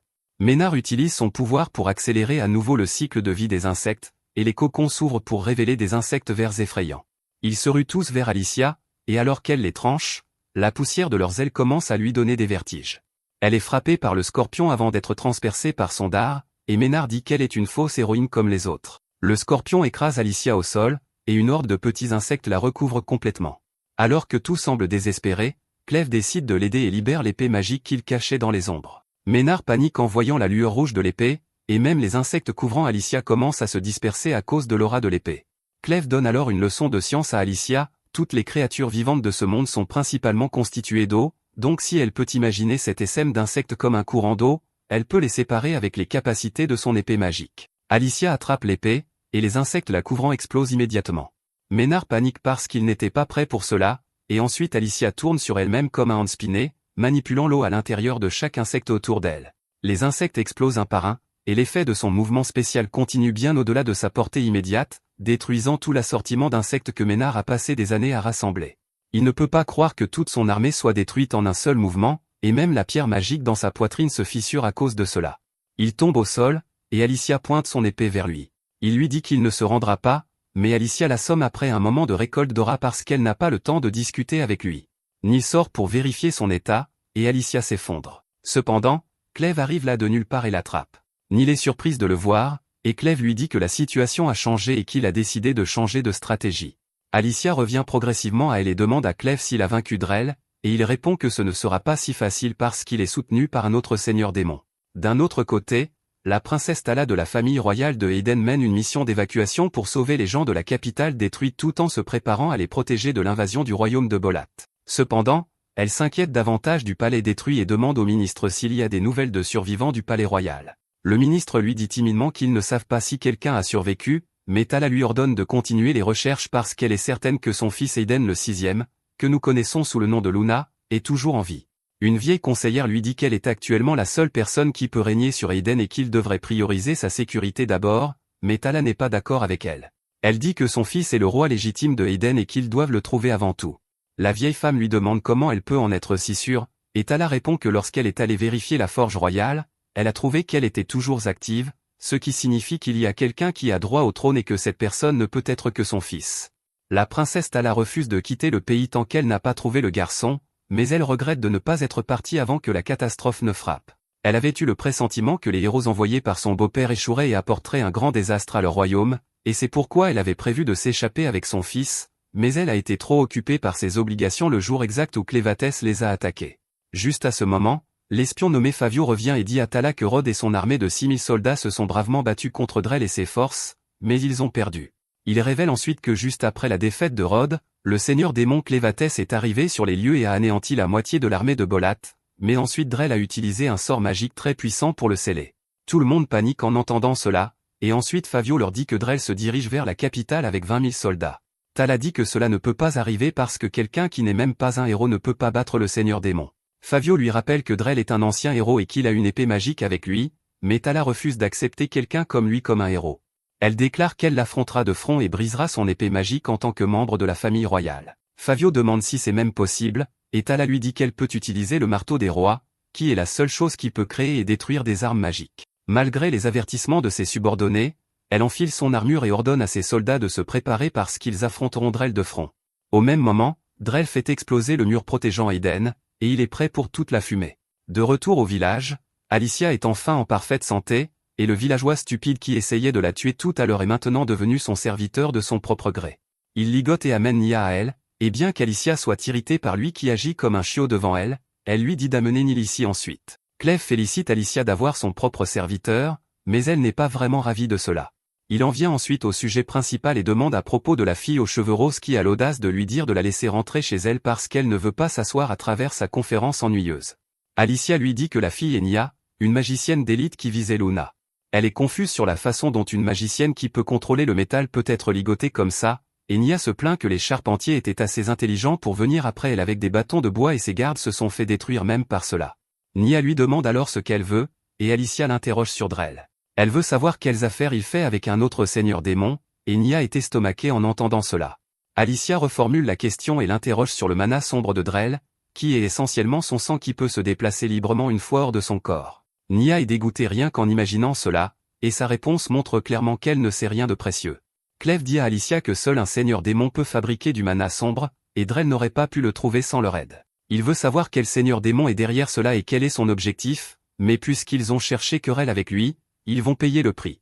Après cela, Alicia lui demande pourquoi il est revenu ici avec un petit corps après avoir laissé son corps principal être capturé, et Clève dit que tout n'est pas capturé parce qu'il en a caché beaucoup dans les ombres. Il lui dit que puisque Drell est confiant de l'avoir capturé, il ne le considérera plus comme une menace et cela facilite leur travail. Pendant qu'ils discutent de cela, Nia ne cesse d'appeler leur attention, et quand ils ne l'écoutent pas, elle finit par craquer et leur crie dessus. Elle leur dit qu'elle n'a aucune idée de ce dont ils parlent, et elle ne veut pas non plus être impliquée dans leur histoire, alors elle va s'en aller. Elle retire soudainement ses gantelets et les lance en l'air, disant qu'elle ne peut pas utiliser ses pouvoirs en les touchant, mais maintenant qu'elle ne les porte pas, elle jette son sac autour d'eux et les utilise pour s'envoler. Clève et Alicia ne peuvent que la regarder s'en aller, et en chemin, Nia remarque les deux frères amenant Nil et Luna à leur emplacement. Elle remarque que la calèche qu'ils conduisent a des roues en fer, et elle décide de mener à bien sa mission après tout. Elle descend et assomme les deux frères en leur tirant dessus avec ses gantelets de fer. Elle utilise ensuite ses pouvoirs magnétiques pour soulever le chariot en utilisant ses roues et vole vers la capitale de Eden, pensant que Drell sera content. Cependant, elle sent soudain un poids supplémentaire sur la calèche et trouve Clève et Alicia là, lui disant de se dépêcher. Nia panique en les voyant, et Alicia lui dit qu'ils allaient lui faire utiliser ses pouvoirs pour les emmener à la capitale sur la calèche, mais c'est bien qu'elle ait pris l'initiative elle-même. Nia admet sa défaite et les fait voler silencieusement à travers le ciel. Ils survolent brièvement le village, et tout le monde acclame Alicia, lui demandant de sauver leur pays comme elle a sauvé leur village. Alors que Clève la taquine à ce sujet, elle lui dit qu'elle a fait quelque chose d'héroïque cette fois, donc elle mérite les éloges. Soudain, Nil se joint à la conversation, disant qu'elle n'a jamais su que Luna était un prince, et maintenant elle se demande si c'est bien pour quelqu'un comme elle de le toucher. Elle se demande ce qu'elle ferait si elle rencontrait un jour sa mère, et Clève lui demande de ne pas s'inquiéter à ce sujet. Il dit que la position d'une personne est décidée par sa force, et elle est plusieurs fois plus forte qu'un humain ordinaire, donc elle devrait écraser la mère de Luna si elle ne l'aime pas. Alicia lui crie qu'on ne peut pas juste écraser une princesse et encore espérer devenir le conseiller du futur roi, mais Clève lui dit qu'il peut faire ce qu'il veut. Nia en a marre et demande comment ce groupe mal assorti peut protéger le prince, et Clève lui dit qu'ils ne sont pas un groupe mal assorti. Il dit que tout le monde est parfait à sa place, mais Nia ne le comprend pas. Quoi qu'il en soit, il traverse la montagne au-delà de laquelle se trouve la ville d'Hydra, et Clève dit à Alicia qu'elle est seule cette fois parce qu'il ne peut pas révéler sa vraie forme pour le moment. Elle lui dit qu'elle est assez forte pour s'occuper de Drell seule, et dès qu'Hydra apparaît, elle commence à le chercher sur le vaste champ de bataille. Soudain, elle voit des explosions sur le mur du château et trouve Drell en train de récolter de l'aura alors qu'il se dirige vers le château. La colère d'Alicia explose en le voyant, et elle dit à Nia de détourner le chariot vers lui. Nia a trop peur de s'approcher de Drell, mais Alicia attrape sa main et dirige le chariot vers le mur, le faisant perdre l'équilibre. Pendant ce temps, la princesse Tala et ses soldats, équipés d'épées magiques, sont prêts à combattre Drell. Les soldats l'attaquent sur son ordre, mais Drell tue facilement la première vague. Le deuxième groupe de soldats l'entoure et l'attaque de tous les côtés, mais il les repousse également avec ses puissants coups. Ensuite, les archers tirent des flèches magiques sur lui, et il utilise la magie de téléportation pour les esquiver. Le reste des soldats se met en formation défensive parce qu'ils ne savent pas comment il les attaquera ensuite, mais ensuite ils voient l'épée de Drell voler vers eux. Il se téléporte derrière elle juste au moment où elle atteint la formation et la détruit d'un seul coup. Il atteint alors Tala et l'attrape par la gorge, saluant son courage pour l'affronter, mais lui rappelant qu'elle ne peut rien faire parce qu'elle n'est pas le roi. Tala est d'accord avec lui, disant qu'elle n'a pas de sang royal, mais son fils est l'héritier du trône. Drell lui dit qu'il est là pour s'assurer de tuer chaque dernière personne avec du sang de la famille royale de Eden afin que personne n'ait plus le droit divin de revendiquer le trône. Tala ne lui prête pas beaucoup d'attention, et elle se concentre seulement sur la façon dont elle peut frapper son épée avec le marteau des rois pour l'endommager. Actuellement, il est hors de sa portée, et elle se demande comment elle peut atteindre l'épée. Juste à ce moment, Alicia et les autres arrivent là sur la calèche volante, et Nia commence à crier ses excuses de loin, disant à Drell que ce n'est pas de sa faute. Pendant ce temps, Alicia dit à Drell de se préparer à mourir parce qu'elle vengera son père aujourd'hui. Drell la reconnaît et se prépare à combattre, et Tala remarque que son épée est enfin à portée d'attaque maintenant. Elle essaie de la frapper avec son marteau, mais elle a quelques millisecondes de retard alors qu'Alicia et Drell s'affrontent juste avant, et l'onde de choc de leur collision l'envoie voler. Pendant que Drell et Alicia se battent, Clèves et Nil sont de l'autre côté du mur. Clèves prévoit d'utiliser Alicia comme distraction pour se faufiler à l'intérieur de la forge royale afin qu'il puisse trouver ce que Drell cherche, et puisqu'il a besoin de quelqu'un avec du sang royal pour l'ouvrir, il a aussi emmené Luna avec lui.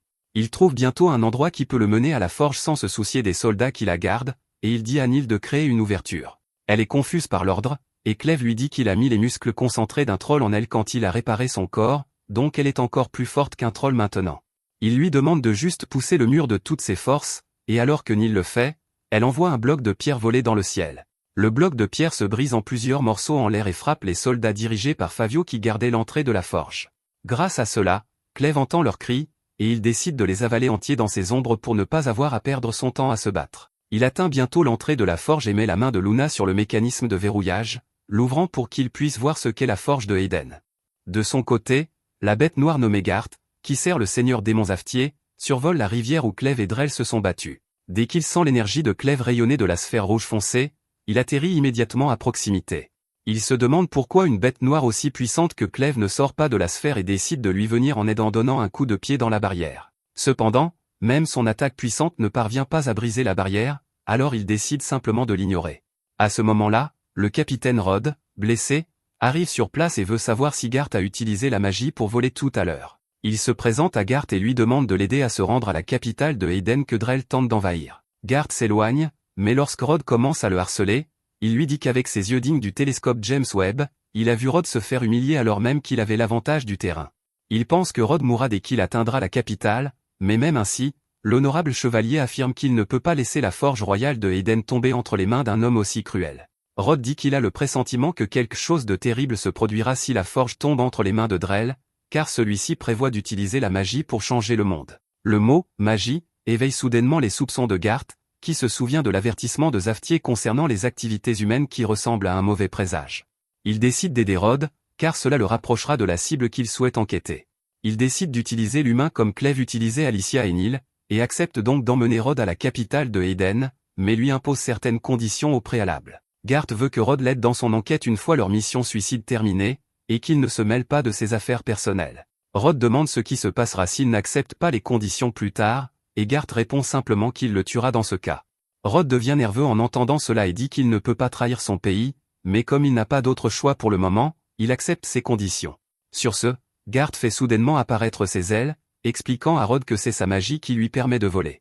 Rod attrape sa jambe et commence à lancer des sorts sur Gart alors qu'il s'envole, lui faisant réaliser que les humains ne connaissent pas grand-chose à la magie et qu'ils croiront tout ce qu'il fait s'il le qualifie de magie. De son côté, Clèves constate que même lorsque Luna touche l'interface, la porte de la forge ne s'ouvre pas. Il décide donc de faire asseoir Luna sur l'interface, mais la seule chose qui s'ouvre est sa vessie, et il mouille l'appareil. Pendant que Nil change sa couche, Clèves se rend compte qu'il doit y avoir une autre condition pour ouvrir la porte. Il ne pense pas pouvoir enfoncer la porte à la force brute, alors il décide d'entrer par les cheminées. Dès que Clèves atteint le sommet de la forge, il sent la chaleur écrasante qui s'échappe des cheminées et qui réduirait en cendres n'importe quelle bête noire ordinaire si elle sautait à l'intérieur. Cependant, il n'est pas une bête noire ordinaire et il saute avec confiance dans la fosse ardente. Luna s'inquiète pour lui, mais Neil la rassure en lui disant que Clèves reviendra bientôt vers eux. À ce moment-là, quelqu'un s'approche d'eux par derrière et, lorsqu'ils se retournent, ils fondent tous les deux dans leurs pantalons. Pendant ce temps, Clèves pénètre dans la forge en se cachant dans l'ombre d'une brique, car sinon, même lui aurait été réduit en cendres. Il veut inspecter ce qui se passe à l'intérieur de la forge, mais se rend compte qu'il ne peut pas le faire, alors il se demande quelle sera sa prochaine étape. À ce moment-là, la porte de la forge s'ouvre et, lorsque Clèves se retourne, il trouve Neil inconscient sur le sol. Il comprend que quelqu'un a enlevé Luna et a réussi à ouvrir la porte. À ce moment-là, la mystérieuse personne émerge de l'ombre et se révèle être le défunt roi de Hayden. Ce monstre de la nature porte sa tête dans une main et tient Luna dans l'autre. Même Clèves est surpris, car il ne s'attendait pas à cela. Au même moment, dans la ville, Drell repousse Alicia avec une force écrasante. Il lui dit qu'elle est loin d'avoir le niveau de son père et qu'elle est si faible qu'elle ne mérite même pas d'être appelée une héroïne. Il la projette à travers des bâtiments entiers avant de la projeter contre ces dinosaures apprivoisés, et Alicia se rend compte qu'elle est beaucoup plus faible que lui. Drell ne veut même pas perdre de temps avec elle et se dirige immédiatement vers la fournaise, alors elle saute vers lui de toutes ses forces.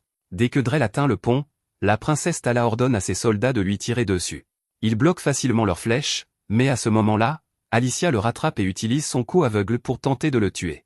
Cependant, Drell est celui qui a inventé cette technique et l'a enseignée à son père, il la bloque donc sans difficulté avant de lancer une rafale de coups qui inflige de graves dommages à Alicia et au pont. Drell est toutefois impressionné que la fille de son ami ait survécu au coup, et Alicia lui demande quelle est sa relation avec son père. Drell lui répond qu'ils étaient tous deux amis dans la même école d'escrime et qu'ils voulaient devenir des héros, mais comme cela n'est pas assez intéressant, il décide d'approfondir l'histoire. Il y a 25 ans, Drell et le père d'Alicia, Margot, ont participé à un grand tournoi d'escrime, dont les récompenses finales étaient le titre de héros et une épée forgée par le roi de Hayden lui-même. Bien qu'il fût le combattant le plus expérimenté, Drell a perdu la finale contre Margot. Malgré sa jalousie, Drell a reconnu que Margot était un meilleur épéiste que lui et il a accepté qu'il ne deviendrait jamais un héros. Après le duel, Margot reçut le titre de saint de l'épée ainsi que celui de héros. Le roi de Hayden lui donna une épée puissante, mais lui dit qu'elle était incomplète. Pour la compléter, Margot devait vaincre une bête sombre, et la créature qu'il vaincrait donnerait des capacités spéciales à son épée. Après mûre réflexion, Margot décida de chasser le dragon du Nord comme première proie de son épée, et Drell fut stupéfait rien qu'en entendant cela. Il dit à Margot que le dragon du Nord servait directement sous les ordres du roi démon du Nord et qu'il ne pourrait pas le vaincre avec une épée incomplète. Cependant, Margot répondit qu'il avait besoin d'absorber le pouvoir des bêtes sombres les plus puissantes possibles pour avoir une chance contre les 4 seigneurs démons, et que pour cela, il prévoyait de mener une expédition vers le Nord. Il dit à Drell qu'il devait faire partie du groupe, et même s'il était trop stupéfait pour dire quoi que ce soit, Drell fit confiance aux capacités de son cadet et décida de le suivre. Alors qu'ils sortaient du bar, ils tombèrent sur des magiciens effrayants. Drell ne savait même pas que les magiciens existaient à l'époque, car il n'en avait entendu parler que dans les contes de fées. Margot savait que les magiciens essayaient de devenir une grande force capable de changer le cours de l'histoire, mais à l'époque, ils n'étaient pas assez puissants pour rejoindre son groupe.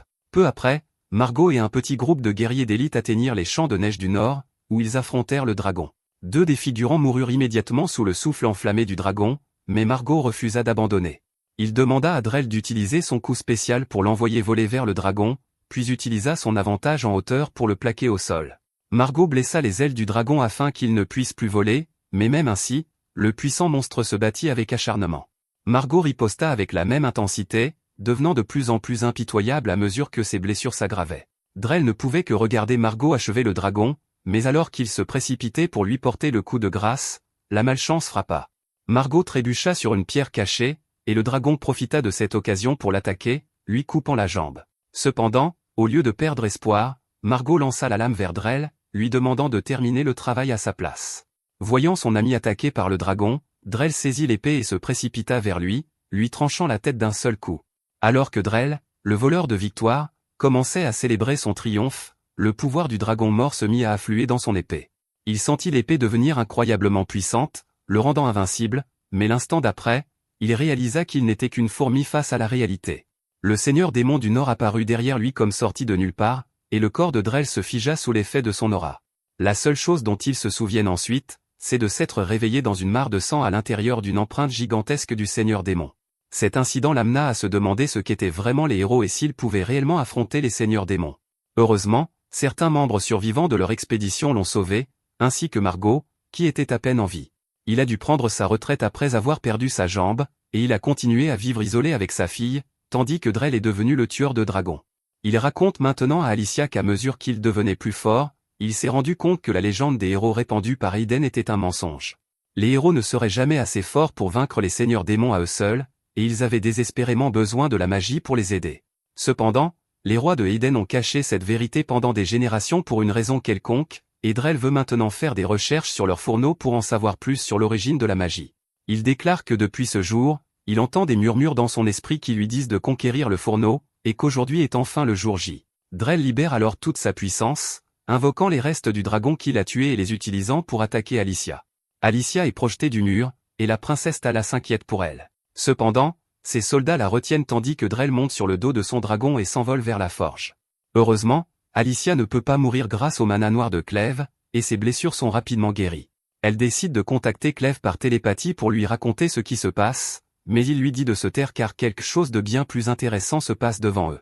Le roi mort-vivant de Aiden tente de jeter Luna dans la forge, et Clèves pense qu'il vaut mieux attendre et observer plutôt que de l'arrêter. Alicia panique en entendant cela et exige que Clèves lui explique ce qu'il entend par « Le roi tente de jeter Luna dans la forge », mais il ne répond pas. À ce moment-là, la princesse Tala arrive pour lui parler et lui demande si les autres héros sont également en vie. Alicia l'informe que tout le monde est mort sauf elle, et Tala est heureuse qu'au moins un des héros ait survécu. Elle est reconnaissante à Alicia d'être venue les aider, car elle est la seule à pouvoir affronter Drell pendant que les soldats s'occupent de son armée. Alicia promet qu'elle arrêtera ce salaud, puis elle décide de dire à Tala que son fils est vivant. La princesse est émue aux larmes en entendant cela et lui demande où il se trouve actuellement. Alicia répond que son compagnon l'a emmené à la forge royale, mais qu'elle doit se dépêcher car Drell se dirige également vers la forge. Tala lui dit qu'elle va l'accompagner, mais Alicia lui répond que c'est trop dangereux. Cependant, la princesse refuse de laisser son fils en danger, et Alicia ne parvient pas à la convaincre du contraire. De son côté, la porte de la forge se referme lentement derrière Clèves alors qu'il regarde le roi sans tête emmener Luna vers les fosses enflammées. Il s'adresse au maître de la forge, lui offrant l'enfant, et soudain, la forge s'ouvre tandis que les différents segments du sol se remodèlent. Clèves lance une pierre dans la forge pour voir s'il y a un piège, mais la pierre se transforme en fumée avant même d'atteindre la surface de la forge. Il envoie soudainement une queue pour tenir la main du roi, lui disant qu'il a des doutes sur ce qu'il essaie de faire. Clèves dit que Luna n'est peut-être pas le vrai petit-fils du roi, ce qui explique pourquoi il est si désinvolte à l'idée de le jeter dans la forge, mais le roi déclare avec assurance que le garçon est son petit-fils. Clèves lui demande pourquoi il essaierait de tuer son propre petit-fils, car il n'a jamais entendu parler d'une coutume humaine consistant à sacrifier ses enfants. Le roi répond que son corps n'est pas sous son contrôle pour le moment et qu'il ne fait que ce que la forge lui demande de faire. Clèves est encore plus confus, alors le roi lui explique que depuis les temps anciens, les futurs rois de Aiden sont jetés dans la forge. Ils sont réduits en cendres à l'intérieur de la forge, mais ils renaissent ensuite de leurs cendres, liés à jamais à la volonté de la forge. Normalement, une cérémonie de baptême est organisée avant le rituel, au cours de laquelle le nom de l'enfant est gravé dans la forge avant qu'il ne soit jeté à l'intérieur. Le roi explique que l'enfant reçoit un nom public ainsi qu'un vrai nom, et que seul le vrai nom est gravé dans la forge. Heureusement, la cérémonie de baptême n'a pas pu avoir lieu à temps pour Luna, et la forge ne peut pas le contrôler pour le moment. C'est pourquoi elle ordonne à l'ancien roi de le jeter dans la forge afin de terminer la cérémonie. Clèves comprend désormais que l'ancien roi doit également être mort et avoir rené dans la forge, ce qui explique pourquoi il n'a pas besoin que sa tête soit attachée à son corps pour vivre. Le roi confirme, puis ajoute que son fils était censé lui succéder, mais qu'il s'est suicidé avant cela. Le roi a essayé de lui donner la chance d'entrer dans la forge de son plein gré en lui disant tout, mais c'était un lâche qui a essayé de fuir son destin. C'est pourquoi la forge ne prendra aucun risque avec le garçon, elle le brûlera puis le recréera avec ses flammes afin qu'il puisse devenir le prochain roi. Sur ces mots, le roi jette Luna dans la forge, et il est brûlé sans laisser de traces sous le regard de Clèves. Pendant ce temps, Drell se dirige vers la forge sur son dragon, déterminé à découvrir ce qu'elle renferme et à utiliser son pouvoir pour changer le monde. Au même moment, Alicia aide Tala à escalader des rochers, mais elle se rend compte qu'il serait beaucoup plus rapide de porter la princesse sur son dos. Elle dit à Tala de grimper sur son dos, puis commence à sauter vers la forge, lorsque la princesse lui raconte soudainement ce que son mari lui a dit avant de mourir. Il lui a dit que les vrais héros avaient disparu et que les héros actuels ne pourraient jamais vaincre les rois démons. Elle dit qu'elle était très confuse en entendant cela, alors elle lui a demandé des détails. Elle voulait savoir comment il pouvait en être si sûr et qui étaient les vrais héros. Elle lui a demandé pourquoi la légende des héros avait vu le jour, mais il n'a rien dit et lui a simplement adressé un sourire triste. Tala dit qu'elle a compris qu'il y avait des secrets qui n'étaient transmis qu'au roi de Éden. Elle pense que son beau-père savait que les 13 héros ne pourraient pas vaincre Clévatès, mais qu'il les a quand même envoyés le combattre. Tala affirme que c'est hautement irresponsable et qu'elle ne peut pas permettre à son fils de devenir un roi comme ça. Le cerveau de poisson rouge d'Alicia n'a même pas compris la moitié de tout ça, mais elle sait que même s'il n'y avait pas eu de légende sur les héros vainquant les seigneurs démons, elle aurait quand même entrepris cette quête. Elle affirme que le désir de l'humanité de s'améliorer et d'explorer l'inconnu ne peut être arrêté par aucune force de la nature. Elle dit qu'un héros est quelqu'un qui apporte de l'espoir aux gens, et peu importe qu'il soit choisi par le roi ou non. Finalement, elle ramène le sujet sur Drell, affirmant qu'il n'est pas un héros parce qu'il a perdu espoir en ce monde, et qu'elle doit le vaincre en tant que véritable héroïne. Tala est très impressionnée par elle, et Alicia lui dit qu'elle était sur le point d'abandonner tout espoir, mais qu'elle a ensuite rencontré quelqu'un qui ne le lui a pas permis. Eh bien, le type dont elle parle sourit comme un fou après avoir vu Luna brûler vive. Il demande au roi ce qui va se passer ensuite, car il devrait déjà avoir repris vie. Le roi se retourne pour lui faire face et est choqué de voir que Luna est en fait dans les bras de Clèves. Le roi se rend compte qu'il a échangé l'enfant avec une ombre au moment où il a attrapé son bras, et Clèves lui dit qu'il a raison. Il dit au roi qu'une simple marionnette comme lui ne peut pas l'arrêter et lui demande ce qui va lui arriver puisqu'il n'a pas réussi à accomplir la mission confiée par la forge.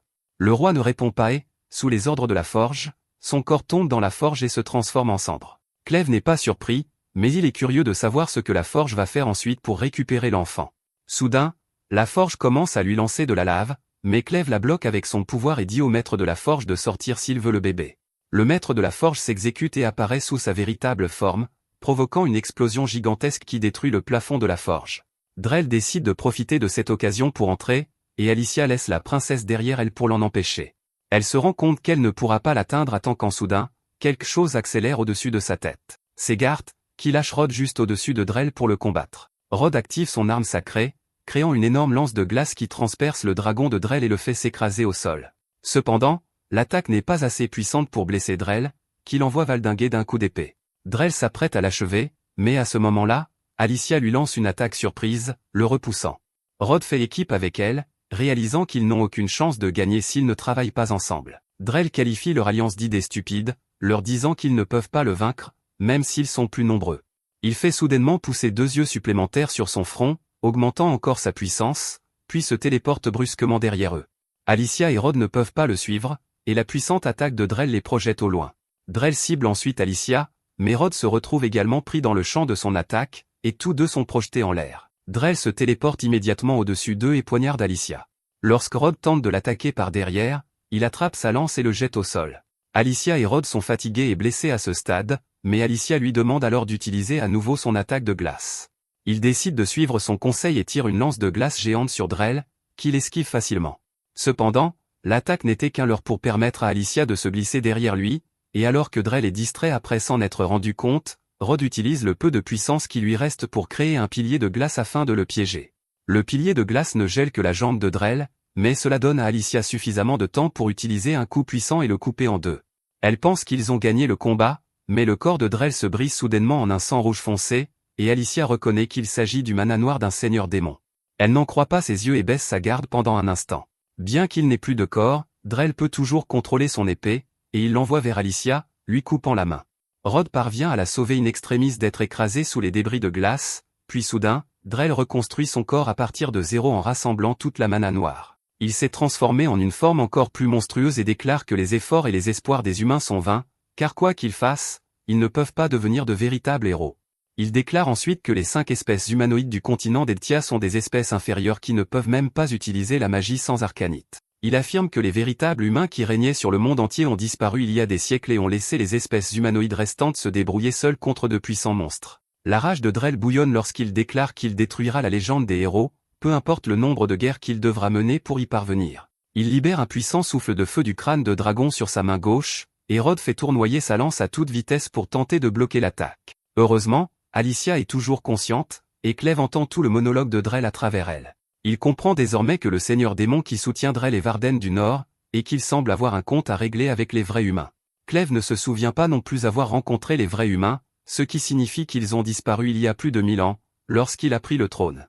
Clèves maudit Zaftier, qui est plus âgé que lui et aurait dû connaître l'existence des vrais humains, de ne pas l'avoir mis au courant. Après cela, il tourne son attention vers ce qui se trouve devant lui. Il a essayé pendant tout ce temps d'utiliser ses ombres pour maîtriser le maître de la forge, et il a finalement réussi. Alors que les ombres étouffent la lumière projetée par le maître de la forge, celle-ci se transforme en un livre doré, et la forge disparaît. Clèves peut le lire sans difficulté et découvre qu'il s'agit du livre de Tao. Il se rend compte qu'il s'agit d'une sorte de magie ancienne profondément liée à la légende des héros. Il se demande comment ce livre oblige les rois de Eden à se jeter dans la forge. Il réalise alors que c'est probablement le livre qui a forcé le roi à envoyer Alicia et d'autres héros le combattre, et qu'il est également responsable de son attaque contre le château et de son projet de détruire toute l'humanité. Clèves se met soudain à rire et déclare que le monde entier est inutile. Il pense que puisque plus rien n'a vraiment d'importance, il n'a plus besoin de s'occuper de Luna. Il le pose par terre et commence à s'éloigner, se disant qu'il en a fini avec l'idée de détruire l'humanité. Il décide de rentrer chez lui et de se reposer comme il l'a toujours fait, mais Luna se met à pleurer en le regardant partir. Clèves ne semble pas se soucier de lui et utilise simplement sa magie pour maîtriser le livre de Tao, le dépouillant de son éclat et le laissant tomber par terre. Cependant, Alicia est furieuse contre Clèves pour s'être enfuie. Elle lui dit d'arrêter de lui raconter des conneries, et Clèves lui répond qu'il sait désormais ce que Drell et Vardon recherchent, et franchement, il n'a aucune raison de les en empêcher. Il sait qu'ils veulent détruire toute trace des héros, mais il se fiche qu'ils réussissent ou échouent. Cependant, Alicia dit à Clèves qu'il ne s'agit pas des héros ou de l'humanité. Alors qu'elle se relève sous la protection de Rod, elle explique à Clèves qu'elle parle de Luna. Clèves s'arrête brusquement en entendant cela, et Alicia lui demande s'il peut encore dire que le monde n'a aucun sens après avoir regardé Luna dans les yeux. Elle repousse Rod, subissant de plein fouet l'attaque de Drell, et déclare qu'une espèce déjà éteinte n'a pas le droit de les traiter de sous-humains. Elle dit à Clèves de regarder Luna dans les yeux et de lui dire de quelle couleur ils sont. Quand il se retourne, il voit le bébé qui essaie de toutes ses forces de se mettre debout. Clèves est stupéfait quand Luna continue à marcher vers lui en pleurant et arrive bientôt tout près. De son côté, Alicia charge Drell, couverte de brûlures, tout en demandant toujours à Clèves de regarder le bébé dans les yeux.